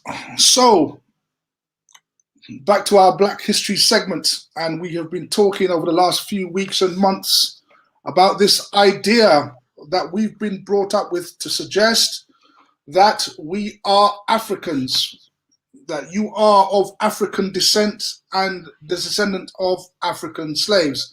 Let us see the first slide, please. Now, bear in mind that Africa is probably the biggest continent on the planet, although they say it's the second biggest. 30 million square miles. 54 countries sit on that continent, 1.4 billion people. But yet you are told that you are African. The reality is there is no such thing as African in terms of nationality. You're only talking about a continent. When referring to heritage or ethnicity, it must be a specific place that you are from, and you must be a specific people. Saying African is just a very generic statement. Now, to understand this whole thing about who you are, you have to understand, we have to go back to the Middle Ages and look at Africa, not as it is today, but as it was back in the 13th, 14th, and 15th century. So if we look at the next slide, Mr. C, if you can read that for us when it comes up. Mm-hmm. If we can just explode that, please, so we can see it, the viewers can see it. Okay, so during the 200-year period between 1301 and 1500, the 14th and 15th century, the main civilizations and kingdoms in Africa were the Mali Empire, the Kingdom of Congo, Benin Kingdom, Hausa city-states, Great Zimbabwe, Ethiopian Empire, Kilwa Sultanate, mm-hmm. and Ajuran Sultanate. These kingdoms flourished in the first part of this period, especially the Mali Empire, which saw a cultural flowering within its empire centered on the University of Timbuktu. Thank you very much. So this is what was going on in Africa during the Middle Ages. In fact, it was a golden age on the continent, so much so that people from all over the world visited, even the Europeans visited to admire the great kingdoms and empires. Many came from Europe to study at the university in Timbuktu. So the continent of Africa was a first world continent. Mm. And so it was a place that had attracted migrants. It attracted visitors. People came there to live. And to learn. And to learn. And so when we think about Africa, we must understand that just because you see people on the continent does not mean that they are indigenous to the continent. It is very likely that many of these people migrated into the continent. So they are not indigenous to the place. Many were migrants. And so why are we talking about this? Because every time we look at history programs which have black characters in the paintings, what is the assumption? They are African. They come from Africa. Next slide. It is not possible, as far as historians are concerned, to say that these individuals actually came from other parts of the world, that there are black people in Europe, for example, which by now you should become accustomed to, because that is the fact. There were people in black people in Eastern Europe, as far east as Russia. Here we have a portrait of Peter the Great, the Emperor of Russia, between 1672 and 1725. When asked about these paintings, what do historians say? Well, he was an African slave and he worked his way up through royalty and became the emperor. That's the normal story you get. They don't tell you that these individuals were actually indigenous to the European continent. Next slide. So whether it's Russian emperors or Italian popes, this is a picture of Gregory III, Catholic Pope. The story has always got to go back to Africa. And we've been beating the drum on this particular platform that you've got to be careful when you talk about Black history, that you don't center your ideas on Africa alone, since Black people were all over the world. Mm. And that many of the people you find that were on the continent of Africa were not even indigenous to Africa, but moved there during that golden age period known as the Middle Ages. Next slide. You see, the thing about the descendants of the transatlantic slave trade is that they go by so many identities. It's almost impossible, unless you do some detective work, to actually find out who they are. Currently, we go under the name Bane. Right? We used to be called ethnic minority. We're sometimes known as African Caribbeans. We used to be called colored. Sometimes you're called black, and a long time ago you were referred to as Negro. So the question has to be asked, why does one set of people need so many different identities? Are you a spy? Who is trying to hide your identity? And why is it always being cloaked in this African description? What's that? What's that about? Next slide. So, going back to the continent, we said that people who lived on the continent were not necessarily indigenous to the continent, especially during that golden period of the Middle Ages. Next slide. Here we're going to confirm it. If we could just explode that. Here's a news article from Reuters. Mr. C, would you read that for us, please? It's genetic study offers clues to history of North African Jews. These were one of the peoples who migrated into the continent. Mr. C. A new genetic analysis has reconstructed the history of North Africa's Jews, showing that these populations date to biblical era Israel and are not largely the descendants of natives who converted to Judaism, scientists reported on Monday. Thank you so much. So notice what it tells you. It says that they found a group of people in North Africa. They were Jews.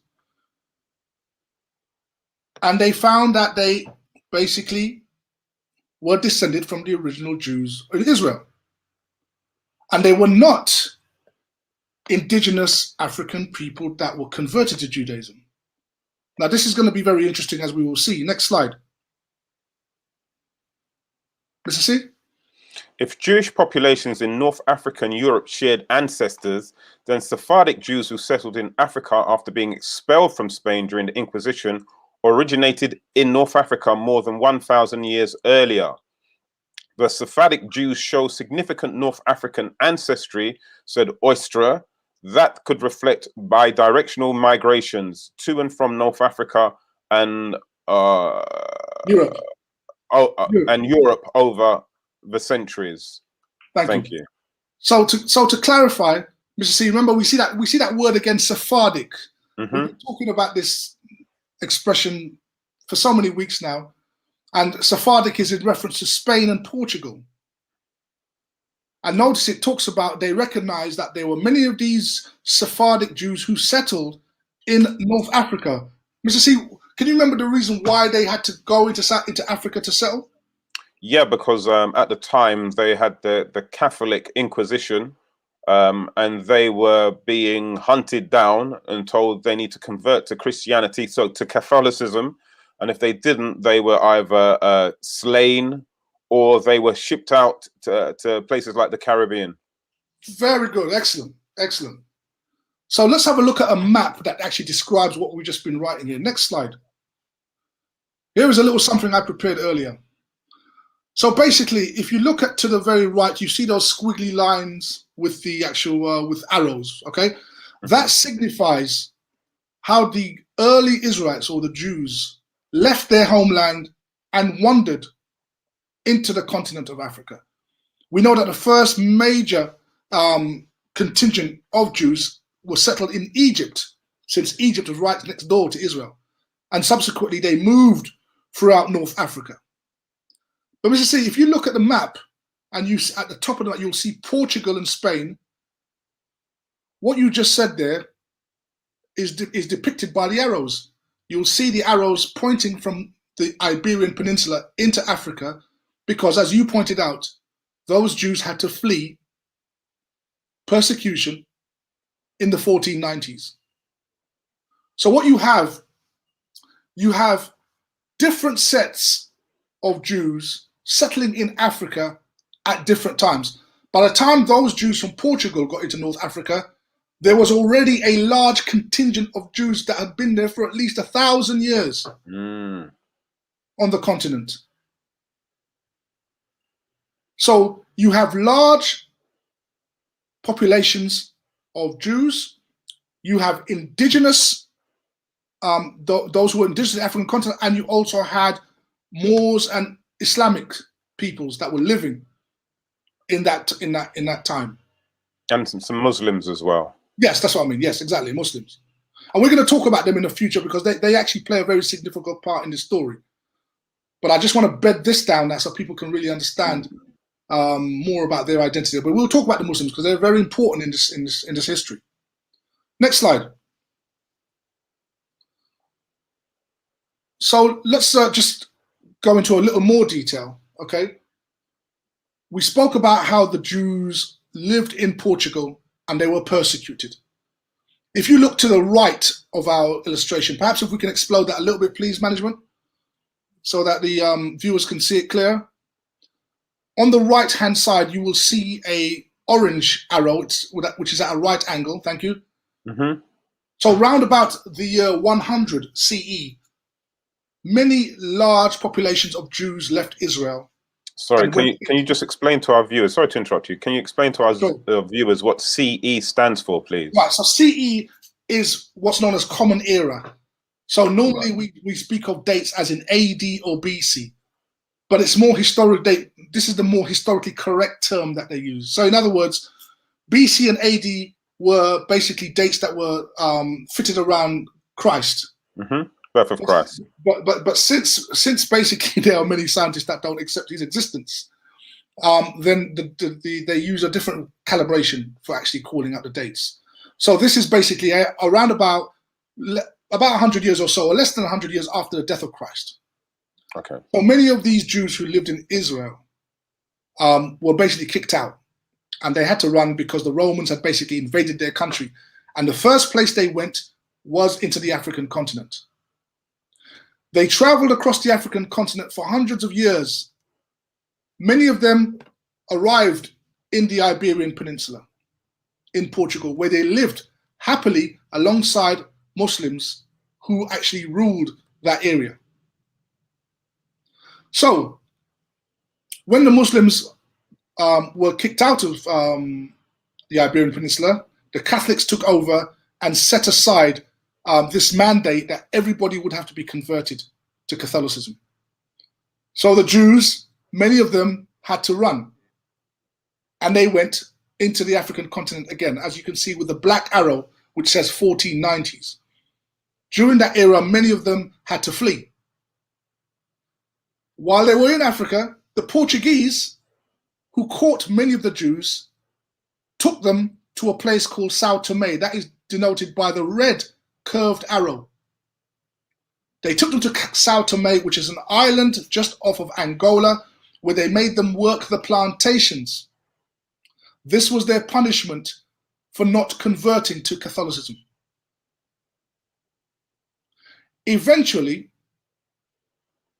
many of those were taken from the West African coast into the Caribbean. So that is denoted by the two black arrows that go across the Atlantic. Now, Mr. C, you'll notice there's a blue arrow, which goes directly from Portugal to the Caribbean. To the Caribbean. Now, the reason for that is many people associate they call it the African slave trade, but many people don't realize that there were ships going directly from Portugal to the Caribbean. Because there was a period for nearly 20 years where the Portuguese were not allowed to enslave anybody on the African continent by order of the Catholic Church. So from 1501 to 1518, those who were taken on ships and enslaved were in fact taken directly out of Portugal and shipped to the Caribbean.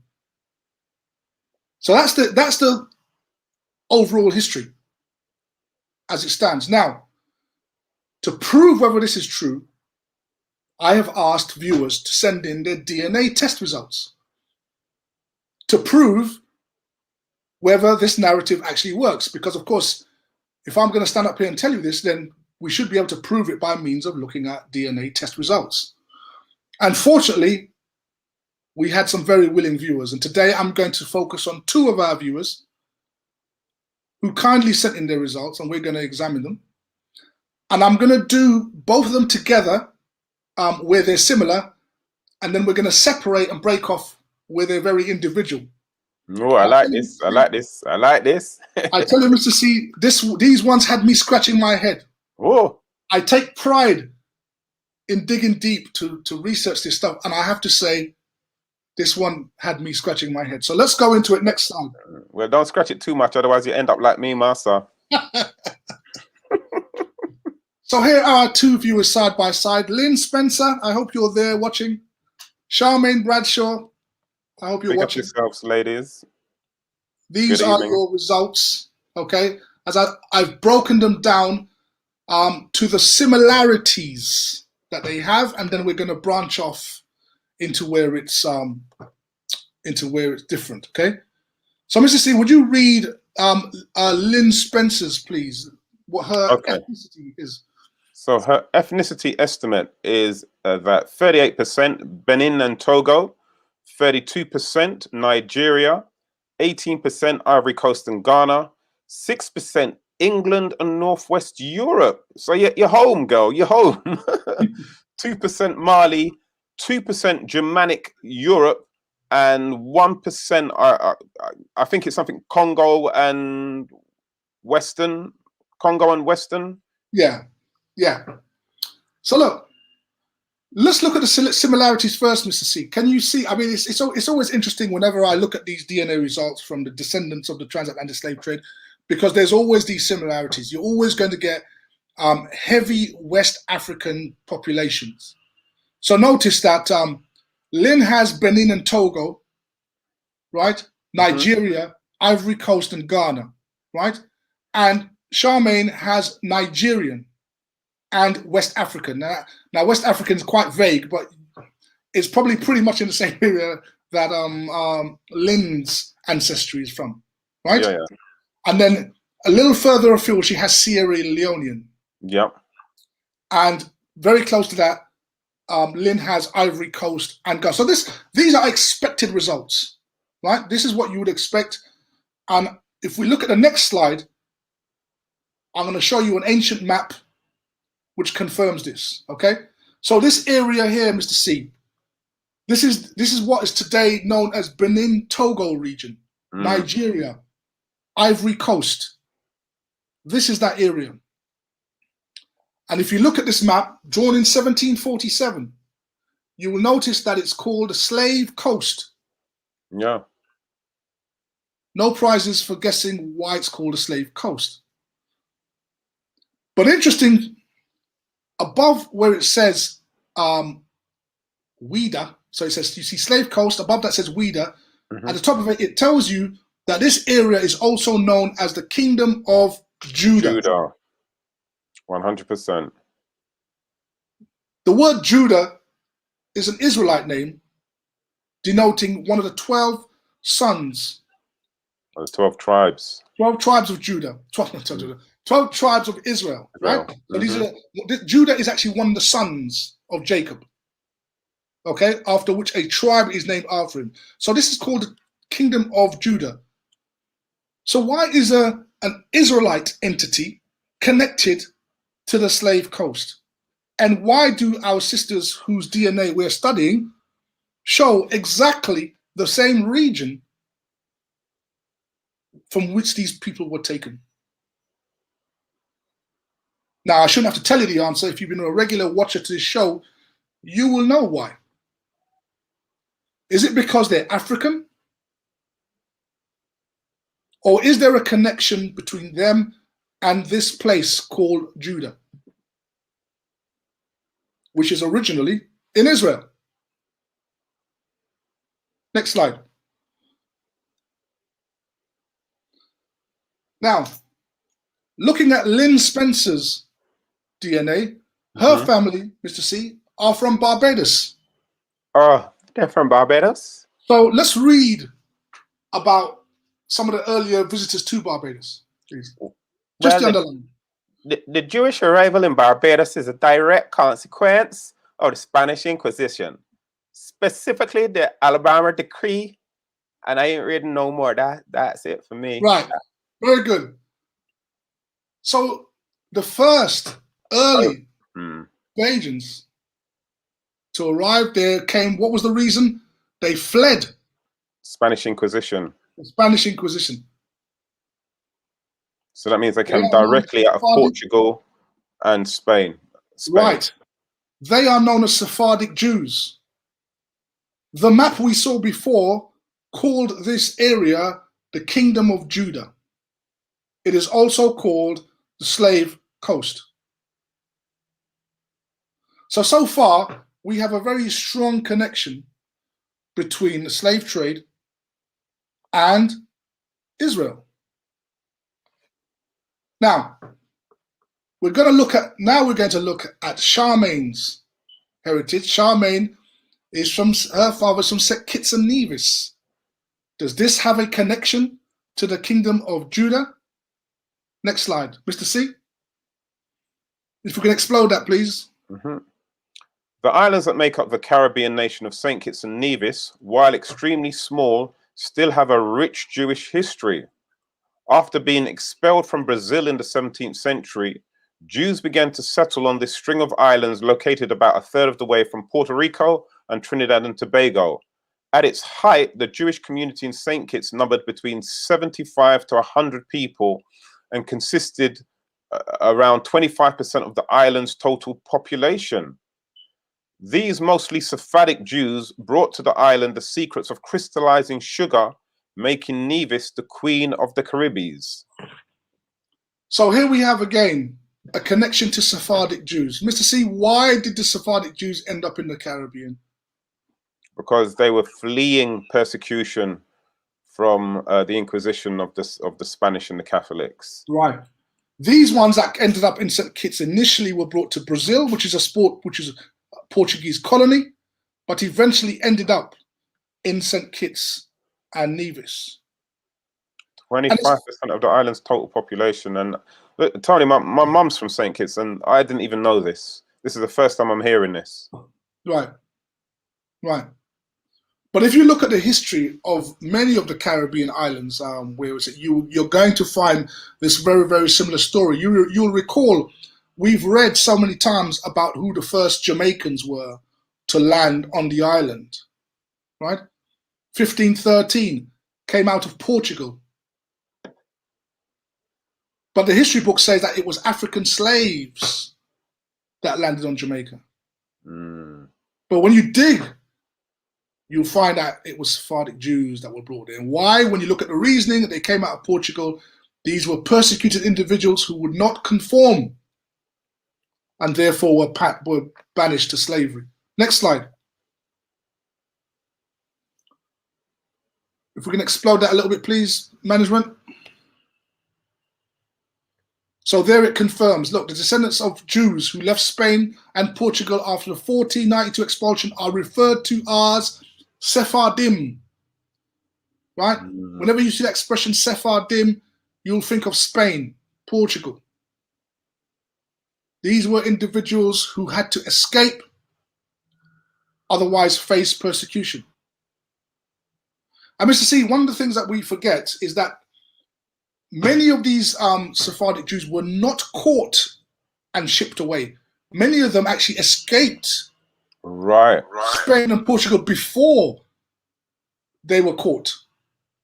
And they ended up in Europe. They ended up in Amsterdam. They ended up in London. They ended up in Scandinavia.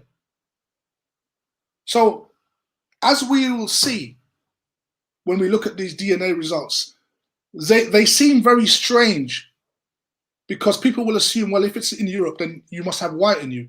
But actually, that is not the case. Next slide.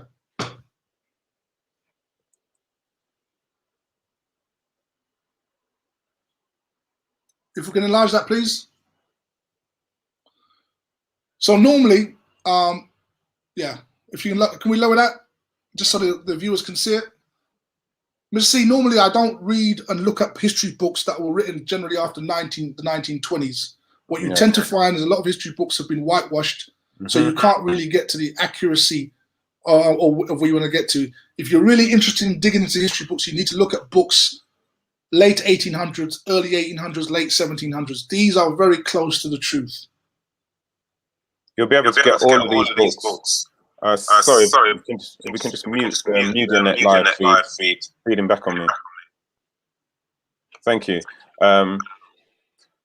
Yeah, you should be able to get copies of all of these books or get access to these books via the British Library as well, because they will have all of these books listed there. And they've got a very good reading room as well.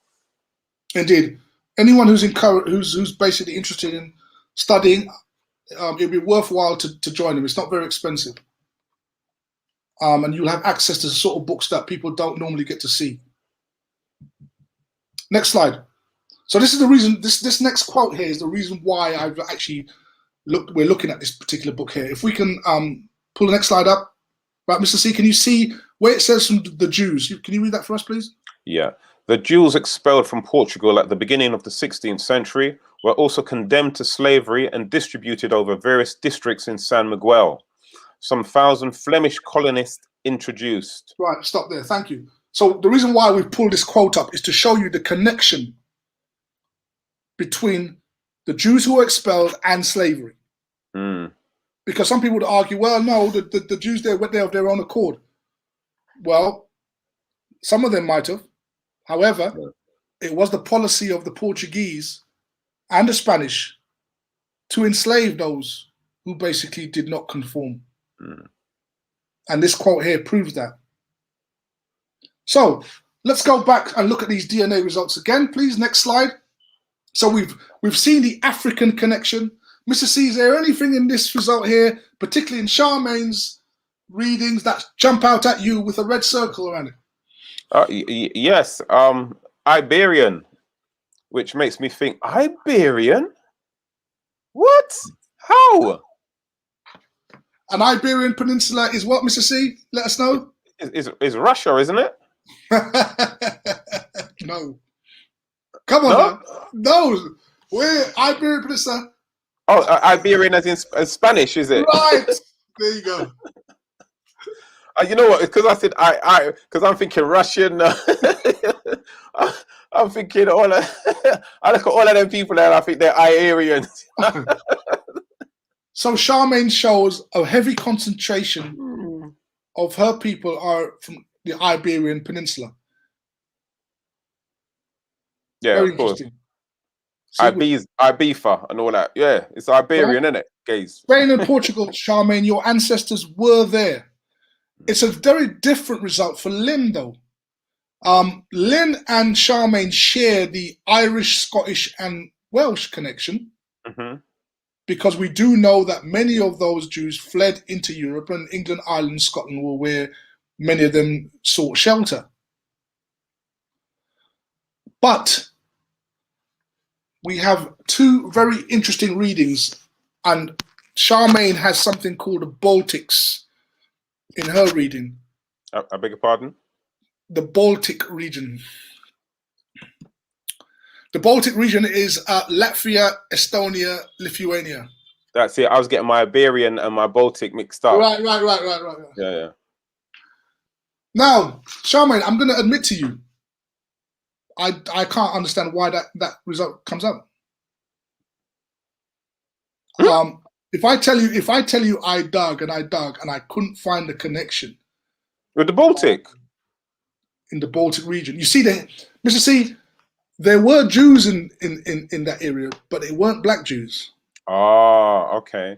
Because when you was talking about say Peter the Great, for example, right, he obviously was a man of color, so it could have been, you know, it could have been. You could be related to Peter the Great, Charmaine. That's what it is.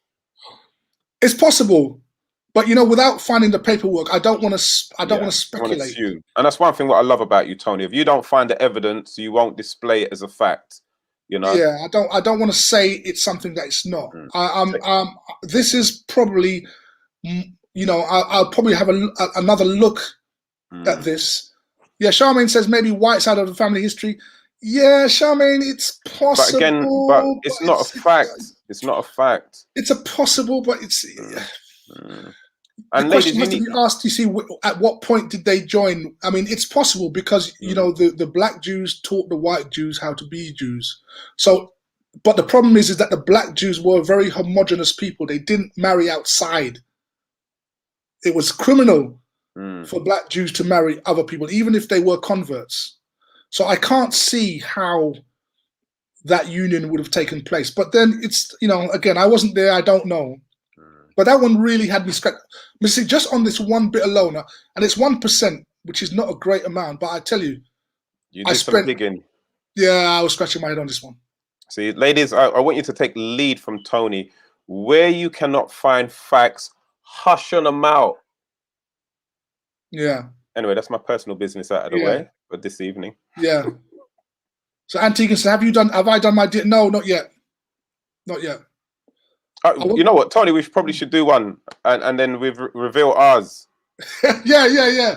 But you know what, Mr. C, there's you see these ones here, which are, you know, sort of Ancestry.com, 23andMe, they kind of go back only about 500, 600 years. And I notice every time you look at the descendants of enslaved peoples, it's always a limited time period that they go back to. And I smell a rat, right? Because I know that their DNA companies, if you spend a bit more money, they can take you back 2,000, 3,000 years. Ooh, okay. Right? So Antigua says, Charmaine has men scratching their heads, so you're not the first.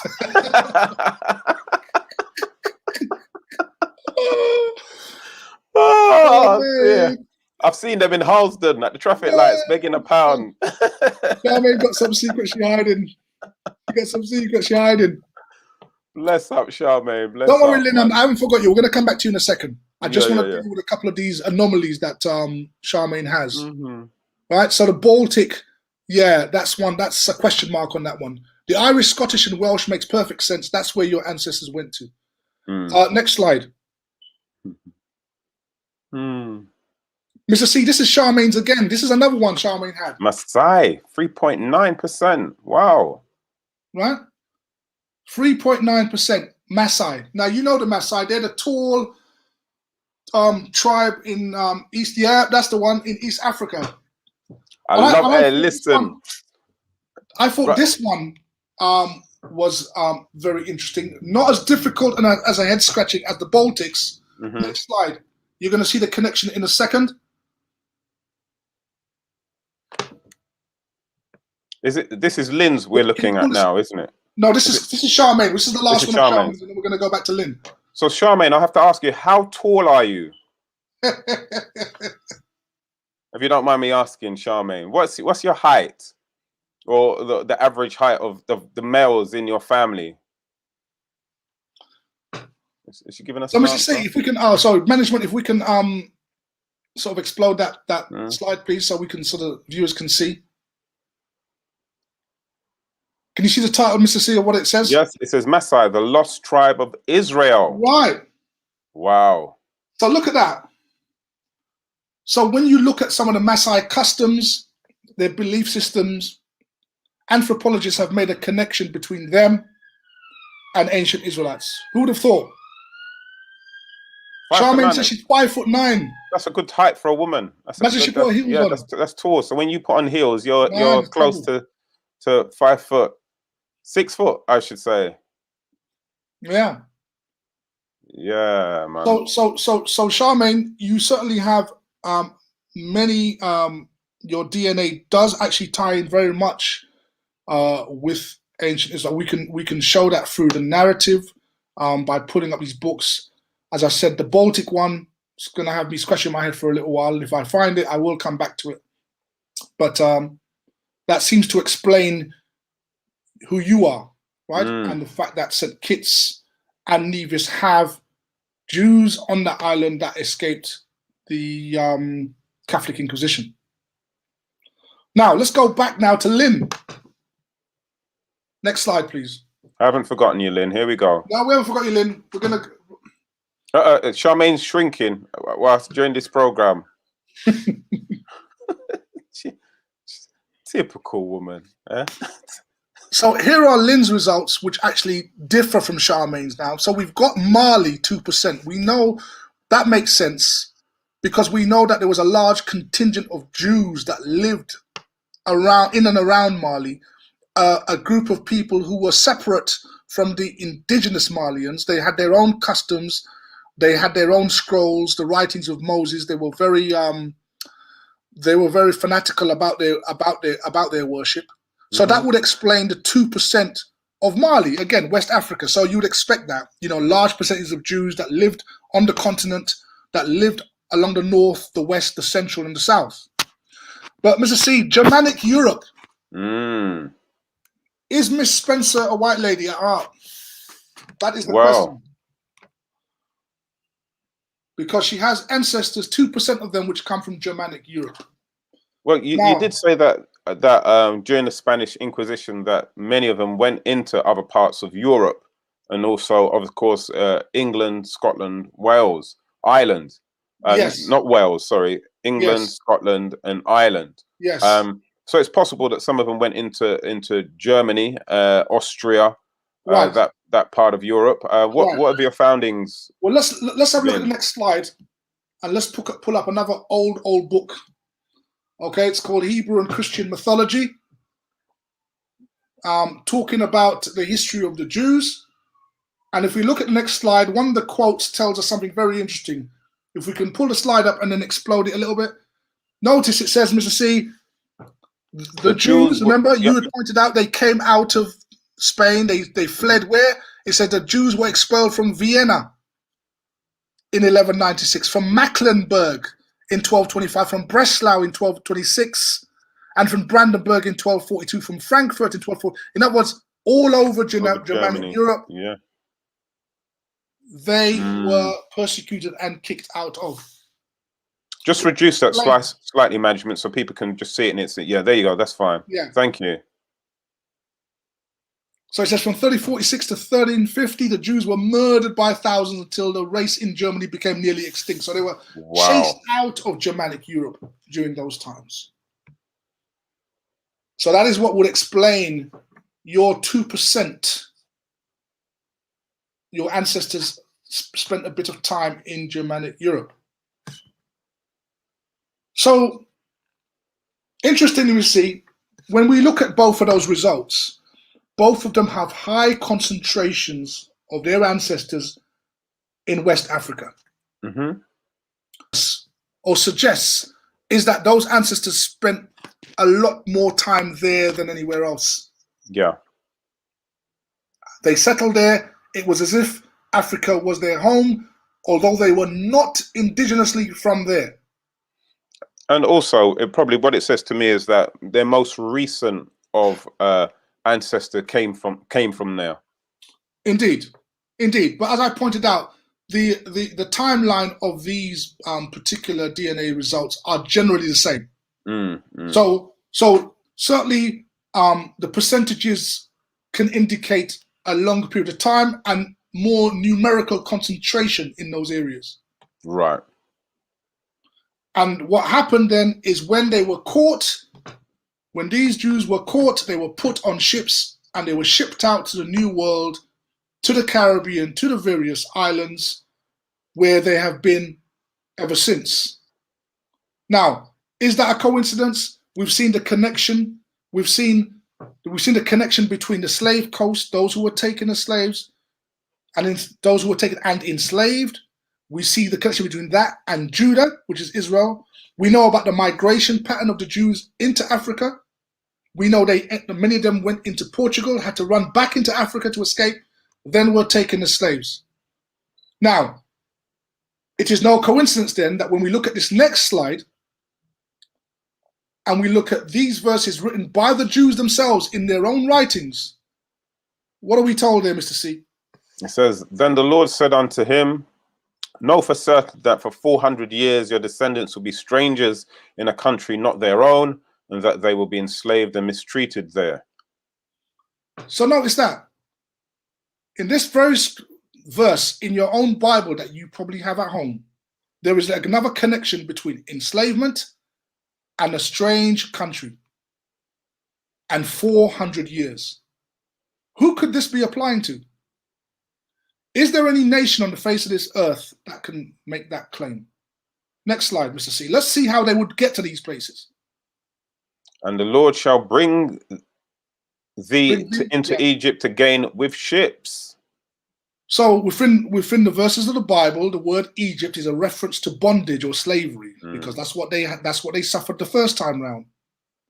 The Bible foretold that they would be taken by ships into countries they did not know for 400 years and be enslaved and mistreated. But Tony, the cynic will say that this is just a metaphor, and of course, there wasn't EasyJet in them times there. So, of course they would. But the question still remains, Mr. C.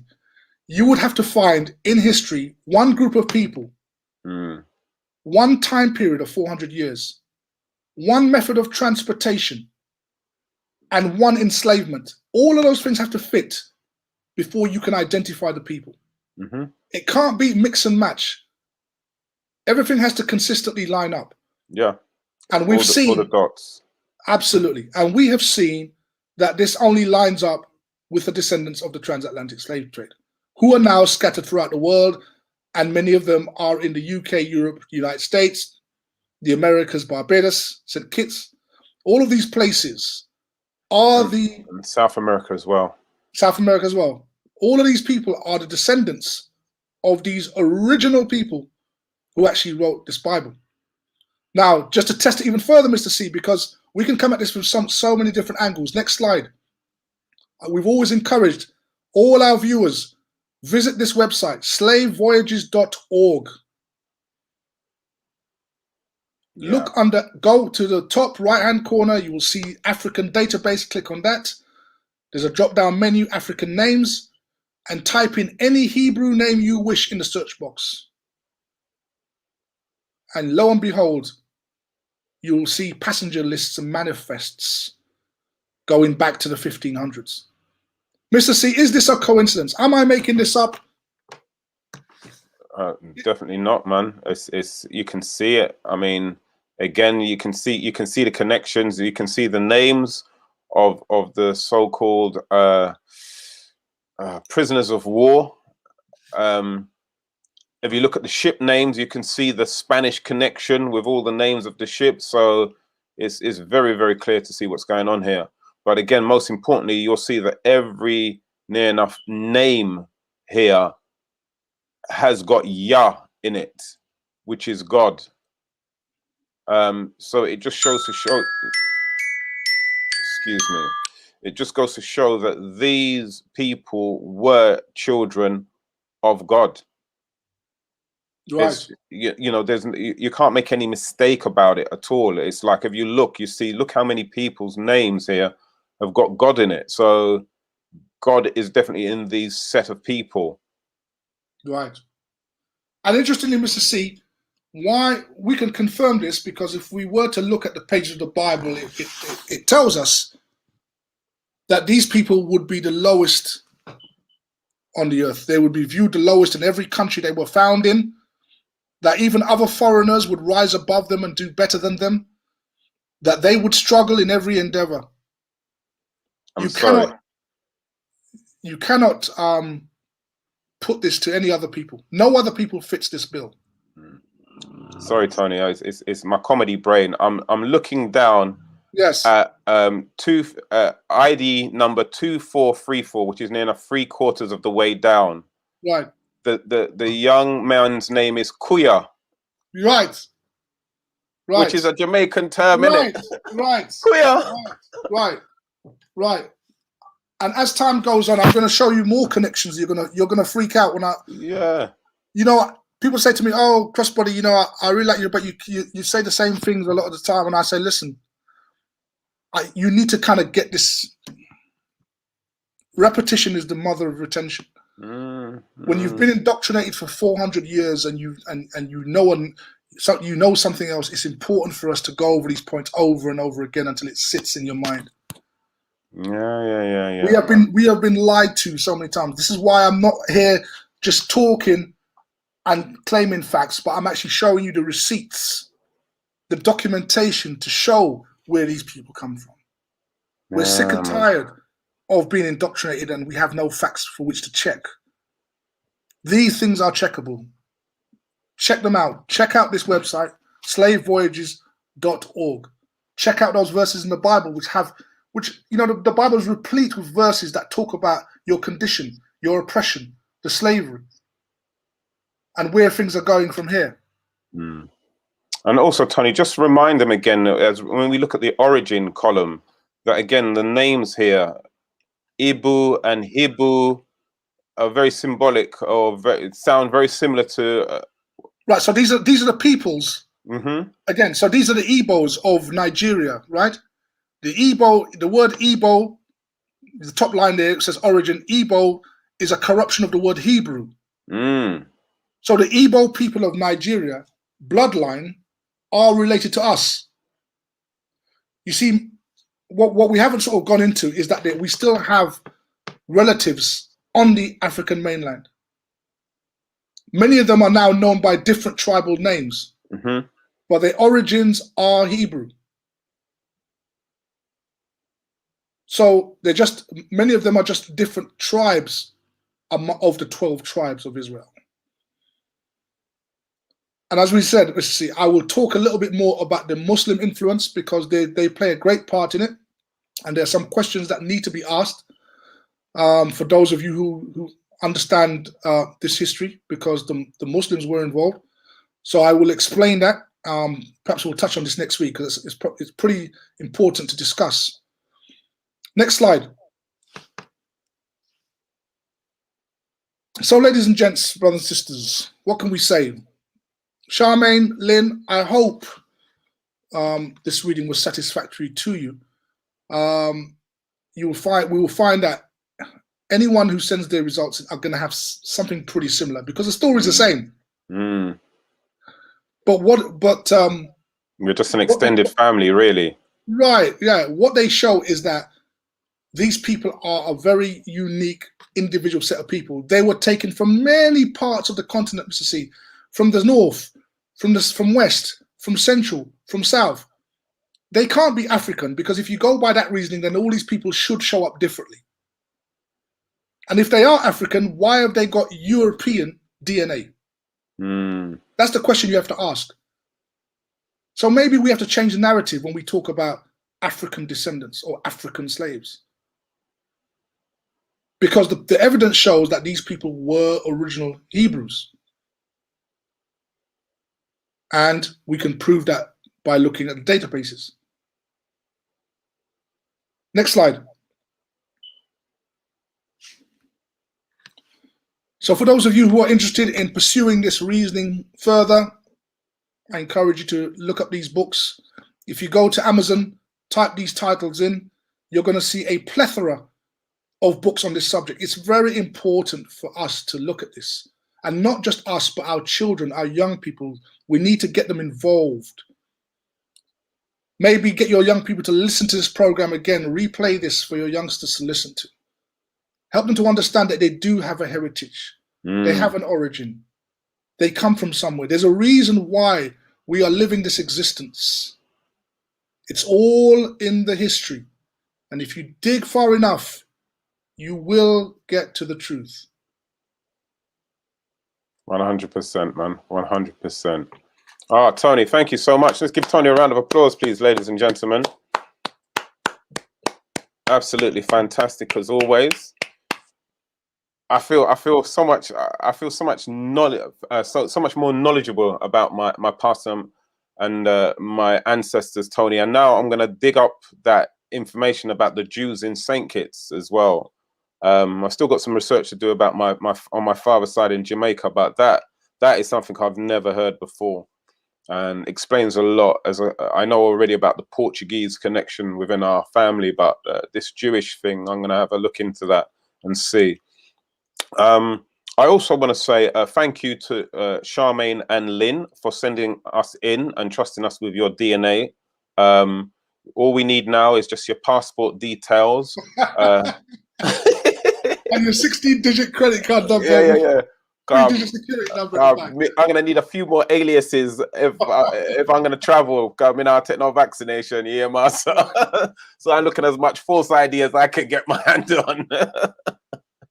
But seriously, though, I want to say thank you, ladies. But also, I want to say congratulations to Angela Cozier. Yeah. A round of applause to Angela Cozier, because 2 weeks ago I set a little challenge, and Angela was one who had the most correct answers. The challenge was, can you come up with the original names of the Caribbean islands? And Angela came up with a list which was pretty intensive. Well done. So some of the names I cannot even pronounce, and I'm not ashamed to say it, because so much of our history has been hidden from us that when we see things in their true original name, we don't even know how to pronounce them. But so the original name for Cuba was Cubao. Jamaica is probably one of the only islands in the Caribbean where the name, as well as Cuba, is very similar. So Jamaica's name was Xaymaca. So Xaymaca. Barbados, they must have been drinking rum, because it's something like Ichirogananum. It's Barbados's full original name. Haiti and the Dominican Republic is called Hispaniola. So again, we've heard that so many times, but that's the actual original name of Haiti and Dominican Republic. Puerto Rico is Borican. Anguilla is Malahana. Montserrat is Alugana. St. Lucia is Hewanora. Excuse my pronunciation. Grenada is Chamahog. Barbuda is Waomini. Dominica is Watukubolu. Trinidad was either Lea or Kari. And St. Vincent is Hariona. So there are just some of the original names of the Caribbean islands before they were renamed by the Portuguese, the English, the French, and the Dutch, ladies and gentlemen. Angela wants to know, do we have a 50-inch, a flat screen TV thereabouts to send to her? Yes, we do. It's not working though, but we're one of my neighbors, they dashed one out and it's next to a pissy mattress. I can bring the mattress as well for you if you want. Come on now. Excuse my Anglo-Saxon behavior, ladies and gentlemen. But Angela, yes, you have won yourself a pair of comedy tickets, Angela, for the first comedy show that I will be putting on, which will probably be on June the 22nd. But I kid you not, the first live comedy show that that myself and my colleagues and associates will be putting on, Angela, you will receive yourself a pair of complimentary tickets to that show, and you'll be able to come backstage and meet all of the comedians. But you may need to bring your vaccination passport if you want pictures with them. Oh dear. So please, Ange, we'll pick up your details. If you send us an email to Mr. C. Steele at yahoo.co.uk with your details, I shall give you my details as well, and then we'll stay in contact. But those tickets are definitely yours, darling. Thank you. Oh, somebody, a very, very good question. With some of the pronunciations, do I think that some of these places were Japanese? Well, you know what? If I'm being honest, when I first started looking at some of them, like some of the names, I don't know if you can see this the right way around, but when I started looking at some of the names, they looked almost Hawaiian to me. Right.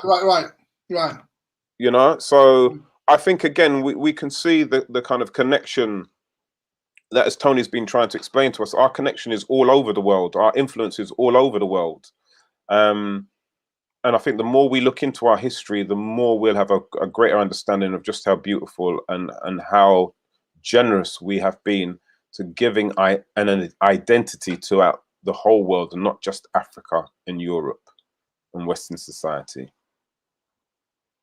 So look, ladies and gentlemen, I think that is enough for this week. We want to thank once more our wonderful special guest, Jenny Steele. Ladies and gentlemen, we look forward to inviting her back into this platform again. To the family and friends and fellow artists of the legendary Uroy, we offer our condolences, but also as well, equally, our good friend and absolute family member, Denise Francis. We say to you, not goodbye, but good night until we meet again. This has been What a Week. I've been Mr. C. And I'm Tony Crossbody. Catch you next week's Tuesday, 7 p.m, same time. Remember to like, subscribe, and to share. God bless. Take care.